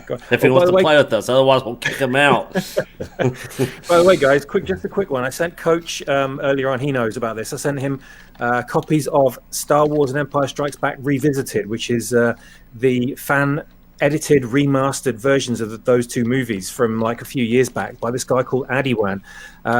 He's done an incredible remaster, and he's added special effects in, recolored things, changed errors, changed continuity errors. It's incredible the work they've done. It's like almost an entirely new movie. It looks beautiful. I have Star Wars and Empire on Blu-ray out in my living room. I'm waiting for him to release Return of the Jedi. Yeah, me too. I can't wait. Yeah. I just watched Empire the other night, a couple of weeks ago, and it blew my mind because I'd never actually sat and watched it before. I had it for ages and I never watched it, and I was noticing things like those Macquarie concept spider designs that were supposed to be on Dagobah have been added into the Dagobah scenes in the background, and the way Yoda's mouth moves and subtle little things like that. I was just sitting there like with my mouth open for the entire movie. It was incredible. The Hoth battle scene, they added more stats, like they added so much more. They did a really good job, and he's actually got like real actors building out B-wing cockpits. Like he's doing full on actual film studio stuff in these remakes of these special edition. It's basically a fan made special edition of the original trilogy, and it's done very well. Yeah, I was blown away. I just cannot wait for Jedi now. Just after seeing what he's done with the other two movies, I cannot wait to see what the stuff he comes out with the third one. Just the tiny little incidental pieces in space battles and in the background that really flesh it out and do things that George couldn't do originally. And it's just almost like he's just tapping into George's mind somehow, because it just looks so natural and perfect on the screen. And one other thing as well, I don't know if you guys have ever seen it. Speaking of the video games, have you guys ever seen Star Wars Battle Pod out in arcades anywhere? Yes. Yes, and I love it. It's awesome. I've always wanted to play that. I've never seen it. Always wanted to play it. I've been to the Star Wars celebration days in Europe, in the UK, expecting to see it there like you would, and they never have it. And I just, I really want to play this thing. So we have a Dave & Buster's here in Birmingham, which is basically like an adult arcade. If you guys have never heard of Dave & Buster's, it's basically a grown-up 21-year-old and up arcade, and we have one here, and they have it there, and I literally spent like pretty much all my money in my time in that Star Wars Battle Pod playing that. It's got the curved screen, so you actually feel like you're in a cockpit and stuff, and does it blow the air in your face as well? Huh? Does it blow the air in your face as well? when Yes, you're, yeah, it blows amazing. air in your face, like Amazing. everything. It's like it's very interactive. It's so much fun. Like you're making me want to make a run to Dave and Buster's tomorrow, just Man, I wish I could because I go still with you, have man. my cards with money on them. Wow! Oh my God, I would have to do that. I just wish they'd released that one as a home conversion for home consoles, because Me for too. people that haven't got a chance to play it, now, I'll set up a fan at the bottom of the TV just blowing air on my face. It'd be great. Just release it on the home consoles. I'd love it. I looked into actually just buying the unit itself. Oh, I'd love that. Because I they're have so no idea. hard. Yeah. Oh, I think it was around 25 American. Whoa. Yeah. And I'm like, nope, that ain't happening. Yeah. Maybe You one better day, like but- be able to fly for real. Yeah, right. Maybe one day, but not today, right? Yeah. All right, Demon Scythe. Well, guys, just in case you missed it, Demon Scythe is narrating the epilogue of our sequel trilogy special edition documentary. So we are very excited. He did a phenomenal job. We are putting all that together and getting it ready. So more on that in the future. And I just want to say thank you, bro, for You're very doing that. welcome, man. You're very welcome. Anytime. All right, Spock. What Hey, you guys. got for us, brother? This is awesome. Oh my God, I don't think I'd ever see myself on your streams. I've always, I've seen you guys' first video was probably the criticism on the Sir Patrick Stewart's new show. What was it, The Card? And I wasn't myself really excited for it, the way that Star Trek was going, recently with Discovery and all. But I Yeah. was hoping that maybe they'd go a different direction, go the original route where we were thinking going forward. But instead, they were focusing more on, I don't know, him currently in his state, which was all right. He had fun from what I've heard. I also got to see him after the show at the Talk, which was here in LA, and I got to speak with him a little bit, which was really fun. Took some pictures. But Nice. Star Trek and Star Wars have been really big in my life. I would say Star Wars I was growing up with first. I was introduced to Star Trek way later. I grew up with the prequels, episode 1 to 3, and then I was later found out about the originals, and I was blown away because I never knew they existed until my dad told me one day. But Star Wars is just really a big field of enjoyment for me because it's an escape. I've always got to. Oh, I'm sorry, my headphones died. That was embarrassing. Oh, you're good, bro. Yeah, we can still hear you. Oh, okay, cool. But yeah, I was always Star Wars was my escape from reality because I always have a tough time growing up with how things were with my family. But things, thank God, have been getting better. Not recently because of the COVID and everything. I pray that everybody's doing well. This is a tough time for everybody for right now, but Star Wars has also been my escape during these times, especially how much attention it's received recently from it's Lucasfilms and Disney. Star Trek hasn't been really getting that much of attention like from CBS compared to Star Wars, so it was really nice to see some new shows announced, some new games eventually being along the way with Ubisoft, so I'm really excited for that. I mean, what do you guys think about the new open world game coming out? What are your thoughts on it? I am all for it. It just depends on what it is. If it's a storyline like we got from what we've seen from the High Republic or from Star Wars Squadrons, my interest is gonna nosedive. But if they give us a good Star Wars story, that's an actual good story open world game, man, I'm all for it. Definitely. And I would cut time out of my schedule literally to play it as much as possible. Even though I don't have a whole lot of time for gaming, especially with the big open world games that you have to put a lot of time into. I'm more of like, let me turn it on and be able to play for a little bit and cut it off and come back to it later. But yeah, I hope they do a really good job on this open world game that they're developing. I liked The Division. even though it had issues. I didn't play the Division 2 because of the issues of Division 1, but I like Ubisoft for the most part, and for the most part I think they make good games. I just hope they're passionate about this, and when they release it, it's actually a error-free game that doesn't have a lot of problems. Definitely. So that's a great question, Spock, and I'm going to have to. Oh, please, sorry to cut you off. Call me Chris. Spock. No, it's fine. Sure. Well, but it was a great question, and I am hopeful that this open world game will be set in the Mandalorian era, or in that timeline. That's what I was hoping. And if it is, it's gold, man. Everybody's going to buy that game. Yeah, post Empire. Like we haven't really gotten anything visually entertaining in that. I mean, like the Mandalorian, sure, but we haven't really seen pre-Vizsla in his prime. We haven't really seen all of that. We want to. If I was hoping eventually we could get a Mandalorian game kind of set like a Red Dead Redemption 2 style, where we have the ability to take bounties, go after certain smugglers, would be really cool. I'd be all for it. All for it. But what were you gonna say, Nick? Sorry. Oh, I was just gonna say I'd be all for it if they went in that route of like a Red Dead Redemption 2, or even if they did like a first person shooter type Destiny game where you got to build up gear, maybe not make it so grindy, but kind of have that somewhat open world to where you can kind of go all over the place. I mean, the open world game market is, I mean, the sky's the limit on what they can do. I hope they give us something that's actually really good.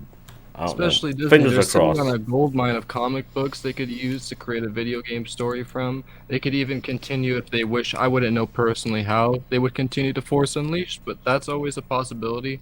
I would love to see that. I would Force love to Unleashed see that. 3. Yeah. You know, the aftermath where he's at after the fall of the Empire, Vader and the Emperor are gone. He's still out there, you know. Although, how crazy would it be to, instead of having a game, we would actually see him in The Mandalorian? I don't know, possibly something kind of crazy. I mean, it's possible. I mean, that they really have the ability to do whatever they want.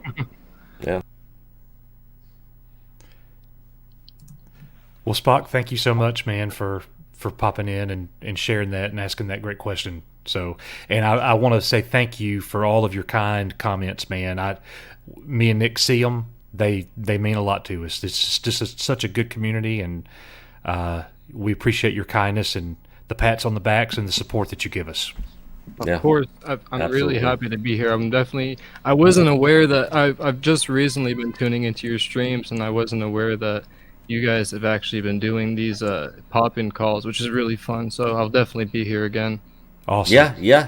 Come back every Saturday night. Do you got anything you want to plug or give a shout out to? Recently, Theory, I've been subscribed to him for a while, has been playing this game Vertex, which is something I'm fully involved in. The developer, Clyde, I know him well. He's made the game all from scratch by himself. There's just one man doing all of it. And I recently, with the help of my friend Cyber Owl, has been teaching me how to mod the game and import characters. And so far, I've imported a ton, including some funny characters like Luke Cage and Deadpool. But you know, we got some funny characters in there you guys can go and play with. Awesome. Yep. Well, thank you for sharing, man. Yep. All right, our good brother Mark, the Infinitely Tired. What's going on, man? What's up, guys? What's up? Thank you for your patience. No, I'm sorry about me popping out and popping back in. My internet connection went there, and I had to jump out and come back in. So, I don't have much to say. I was just popping in to say hey to you guys and harass Mexican Iron Man because he said y'all had some hot swag, and I don't see any because he said y'all had hot swag from Fanta, and I'm looking for my Fanta swag. Yeah, it's the swags, unless he's referring to the coins that we're going to be mailing out to Jedi Master members. Nah, he said it was Fanta swag. I'm looking for my my Echo Base Fanta T-shirt. Our Teespring store, I don't know what's going on with it. It's not linked to our YouTube pay. I have no idea, and I haven't had the time to even look at it. So I'm not sure what's going on there. No problem. It's just a joke picking on him, really. But I was just probably going to say hey to you guys and keep up the great work and give a gratuitous plug to this small little channel that I'm co-hosting with Mary's Game Room on Saturday mornings. We're starting, the times haven't been set. We've been starting between 11 and 12, and we're playing a board game every Saturday. And oh, sweet. Oh yeah, well, next week's going to be a bigger one. We're doing Aliens because Rob donated a game to us, and Rob Pearson did, and awesome. I put the miniatures together this past week, so we're going to be playing that this week. Awesome. We'll put the link in the private chat on StreamYard and Bionic. I'm not even. I think Purple has it. She's still in there. She has the link. Okay. I'm bouncing between my phone and the computer. I don't have it saved on my computer right now. Sorry about that. I play from my phone when I do my computer. Purple, yeah. If you got that link for Mark's gaming channel, well, it's not. Stuff well, I'm a co-host. It's Mary's. If she hears that I said Mary's? Mark, she'll kill me. So it's but no, it's Mary's Game Room. We, like I said, we play on Saturdays between 11 and 12. Depends on what time we all get there and start. Yeah. All right. Awesome. But nothing. Bro, we appreciate you. No problem. Nothing about Star Wars right now because there's nothing really on. But I would love to talk about WandaVision, but some people haven't seen it, so I'm gonna keep my mouth shut. Next week. Next week, because I watched the first 2 episodes the night that they dropped. So I'm all about talking about that. So that's the one thing about this pop-in session. If you guys want to talk about Cobra Kai, the Marvel stuff, Star Wars stuff, the topics, like we'll kind of leave it open, somewhat to what you guys want to bring up and talk about here. Cool, because WandaVision is actually interesting. It is. It might, if it keeps up the way it is, it's going to hang with the Mandalorian. I think it might be it might be in the top 2 with the Mandalorian. Definitely. Yeah. And the way it's starting off, like a lot of people are probably like, not really get it. But as it starts to unfold, like they're giving little, hints in these first 2 episodes. Oh yeah, there were clues if you know your background about Vision and the Scarlet Witch. A bunch of clues dropped in those 2 episodes. Tons. And I have my theories on what's going on, but I don't want to say because that would be a spoiler. So I'll just keep it to myself. All right. Do you think Mephisto's involved? No, but don't want to say. I don't want to say because there's 3 words I could say that would probably blow it wide y'all open. have this conversation off air, man. What are you doing, Nick? Hey, it's Mark's time. It's Mark's time. Are you going to try to limit his time just because he's talking about something that's not? No, Star I'm not Wars? trying to limit his time, but don't drop a spoiler. I hadn't seen it yet. We're not dropping any spoilers. That's why I said. Coach, yeah, no spoilers here. It's all the Juggernaut, Coach. It's ruined. The Juggernaut came through and killed everybody. Yeah. The show is over. That's why there's only 2 episodes. But that's all I wanted to say. Just pop in and say hey to you guys like normal, and that's about it. All right. Well, it's always good to see you, brother. Mark has been with us since almost pretty much the beginning, and we appreciate all your support, man. And always top 5, guys. Top 5. We'll do it. Hey, top 5. Yeah. We'll do it. Yeah, definitely. I'd love to thrash Nick again in a top 5. Oh, whatever. throw Mexican Iron Man there for a curve, just so it'd be a weird balance in it. That would be pretty neat. What are your 5 favorite sides on your favorite Mexican dish? Go. Yeah. Tacos, and Orange Santa. Jalapenos. But that's about it, guys. I'm gonna back off and let somebody else have some fun. All right, Mark. Good to see you, man. Thank you. Have a good evening, guys. All right, is Mike here? Do we have another? Not. Oh, we don't. Not? This is our last pop-in segment. Okay. Just let them say whatever to leave, and we got a couple of things that we need to wrap up, and that'll be it, man. All right. So we got Spock and Mark who kind of gave their. Spock, you there? What's going on? All right. Did you have any last words before we end this last pop-in session? No. Okay. Just the Vertex thing I'm working on. I'm also working on a role play server I just bought for the game, so everybody can play the Old Republic. All right, yeah. Awesome. If there's any links that you want to put in the definitely. chat. I'll put them here in the chat for you guys. Yeah. Yep. Demon Scythe, did you have any last words or anything you wanted to plug or anything? Nothing off the top of my head. Just that I think it's really important for us all to support what Dave Filoni and Jon Favreau are doing, because even if we have high criticisms of everything they're putting out, we're still supportive of it. We're still following it. We still enjoy it. And they need to know that they're doing the right thing and they're going in the right direction. And if they know that, then there's a good chance that not too far down the line, we could see something like the Thrawn trilogy getting adapted for the screen. And, ultimately, the expanded universe being brought back, I think that's what everybody really, really wants. So if you're out there, then just give them that support. Even if you do have criticisms of it and, you're on the fence, at least we're not giving support to Kathleen Kennedy's side, because we're not going to get what we want with her. So as you guys say, I think it's always important to let them know they're doing the right thing. So I'll just end with that. Thanks, guys. Great thought. Yep. Couldn't agree more. Good. We must be heard. Very good. All right, Tim, are you still with us? Yeah. I just wanted to. I forgot. Ben Shapiro, The Daily Wire. They dropped that film last week. Run, Hide, Fight. It was pretty good. Pretty good. Decent audience rating. I think was like 82%. But the critics, kind of bashed it because it's. I think more so because it's like Ben Shapiro and his company. But I think it's cool that someone else has enough money to put forward to give the other side a chance or whatever. So that's all I wanted to say. And I'm doing the Vulcan salute. Awesome, dude. yeah. We got a little bit of flack for putting Ben Shapiro in our documentary. Yeah, but he made great points, man. Yeah, I can understand that, but hey, I mean, everyone can create something good, That's where I think film brings everyone together. Yeah, and he had great points, so that's why he was in there. So absolutely. But thanks, Tim, for that, and share us out that link again tonight. We'll check it out, and we'll definitely have you back on, and hope to see you back here next Saturday, man. Okay, awesome. Hey, if I don't see you, good afternoon, good evening, and good night. Yeah. All right, buddy. Good to see you, man. Yeah, bye. See you, gentlemen. Thanks for coming in. All right, Demon Scythe.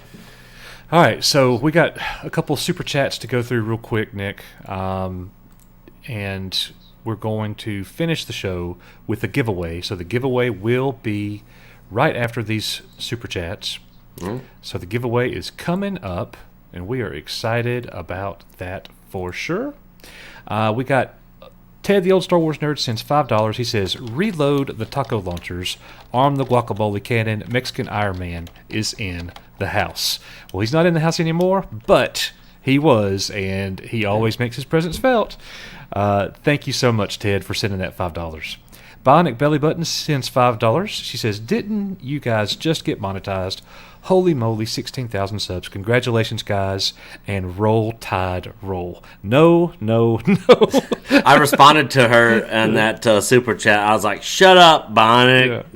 Yeah. We are Auburn fans, but thank you so much for the kind words and that recognition, Bionic. It means a lot. John Dean sends $5. He says, you guys are awesome for allowing the community to come together. Cheers. May the force be with everyone.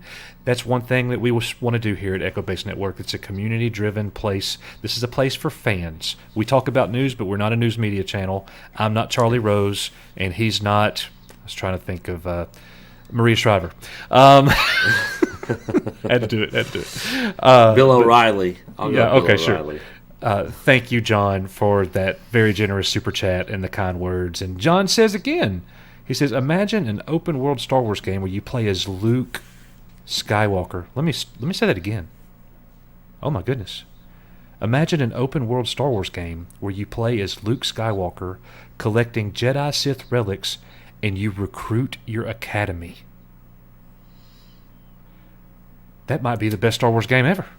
That would be fun, but the thing about open world games is you're playing them with all kinds of other people that are online. So not everybody can be Luke. So like anybody that plays Destiny knows that if you play that game, you are one of the guardians, and then all the main characters in that story, everybody is going to them. So Luke could be a central focus, and you could be, say, another Jedi that is in Luke's academy that's helping recruit and do all these missions and stuff. Sometimes he comes out with you, you're helping him out. So I think that's a great idea. But as far as you playing Luke, in an open world game, I don't see that working. Just because then you just have a bunch of Lukes running around. But yeah. I get what you're saying there. Yep. Well, thank you very much, John. I would be totally for it. Give me a Luke Skywalker video game. I'd be all for a Luke Skywalker single player game, for sure. Like I was saying, give me a Luke Skywalker video game where I can play as my favorite hero of all time, and that would be amazing. So Matt G says, your guys' thoughts on Yoda's arc in Clone Wars Season 6. The hallucinations, Qui-Gon, Force priestesses who have never shown up since, the fight at the end. I don't think Nick has seen that arc. He's not that far along in it. It was all very interesting. I liked it because it was Yoda as I had never seen before. A lot of stuff that, we got more Yoda. We got more Yoda in that. It was definitely different, had a different feel. But I loved it, and I would love to see some more of that. It definitely was different. So, Matt G., thank you so much for that $5 super chat. And JP, our brother JP, sends a $9.99 super chat sticker. Thank you so much, JP, for doing that. We appreciate that, man. So JP, Matt G., John Dean, Bionic Belly Button, and Ted, the old Star Wars nerd. You certainly are, Echo Base Network, and this video is for you. Thank you for your super chat.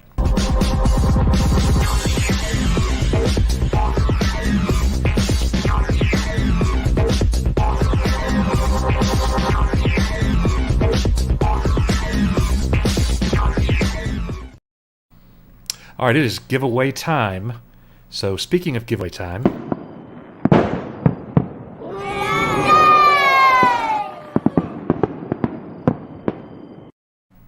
his name is Pablo.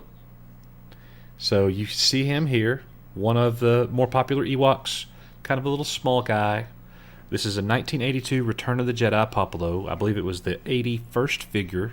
No. It was the 75th figure in the Kenner Star Wars action figure line, I believe.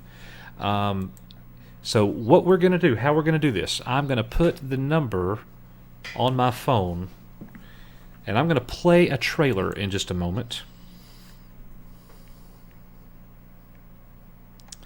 I'm going to play a trailer, and this trailer is about a minute long. So you're going to have 1 minute during this trailer to put your number, and it's the first number that I see. So numbers 1 through 100, you only get one vote. And Nick, I need you to check your eyes, make sure they only gave one number. I'm not going to really be able to keep up with that, but all right, I'll do my best. That's all I'm asking is for you to do your best. All right. All right, so here we go. We're going to go ahead and launch the trailer now. Put those numbers in. Where is my trailer? There it is.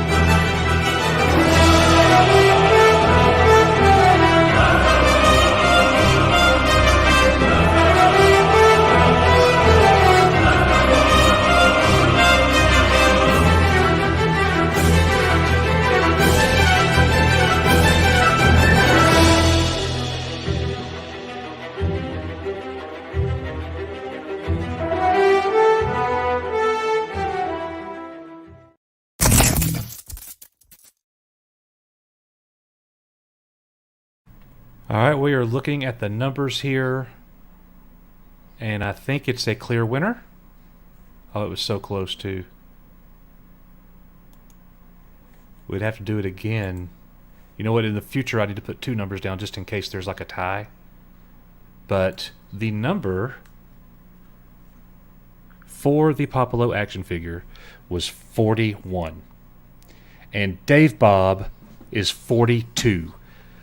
And the eyeballs, the googly eyeballs, is 39. You almost got it. But Dave Bob is the winner of the Popolo. So Dave Bob, one of the best voices on YouTube, congratulations on your Popolo, sir. Please make sure that you send us your mailing address, and we will get that out to you as soon as possible. What'd you say the number was? 41. Bob Dave had 42. Oh, I said Dave Bob. I meant Bob Dave. I guess I'm dyslexic. Oh. I was like, hang on a second. I was looking at the numbers, and I said Dave Bob has 42. So Yeah. All right, so Bob Dave is the winner. Yeah. Sorry. You're messing us up, Bob Dave. You're messing us up. It's okay, though. You are a winner, Bob Dave. You are a winner. And don't let anybody call you Dave Bob again. Yeah. So, Bob Dave, make sure that you send us a message over Twitter. Give us your mailing address, and we will get this Popolo out to you. Or you can email us at echobasednetwork@gmail.com. We appreciate you doing that very much, sir. So congratulations on your winning. Guys, it has been a great show. We've had a lot of fun. We'll be back next Saturday. We'll be releasing content throughout the week. A lot of things going on here. More updates, more projects, more big things in the works. The best community, guys, and it's all you. It's just the best community. So that is going to do it for us. Nick, unless you've got something you want to say, we will exit with our LucasArts brand new trailer. I just want to say that we have some really big stuff in the works behind the scenes, guys. So definitely stay tuned. Also, if you did not see that live stream that we did last Saturday night, we're breaking it up into several smaller parts.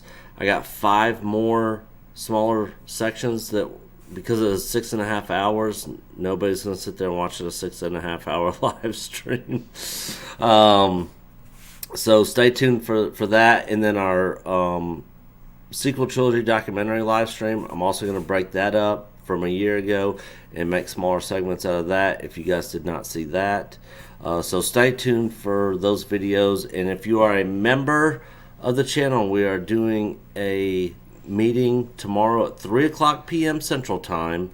So I will post the link in the comment section of the channel here. And for anybody that's in the Jedi Masters group message or message group on Twitter, I'll also post it there. So be on the lookout tomorrow, probably around 2 o'clock Central Time, for that link to be posted. And we will be having a meeting where we'll be talking about all kinds of stuff, projects that are going on, and all that. So, yep, very good. Well, guys, thank y'all so much. As always, I am the coach. He is Nicholas Glenn. We are, and you are, Echo Base Network. We will see you next weekend, and we just look forward to seeing what happens throughout the week on our videos. We know that we'll see you in the comments in the chat, so we look forward to all those things. We hope that you enjoy this last look at our LucasArts documentary that's forthcoming. So more on that very, very soon. We love you guys. We will see y'all next time. See y'all next Saturday.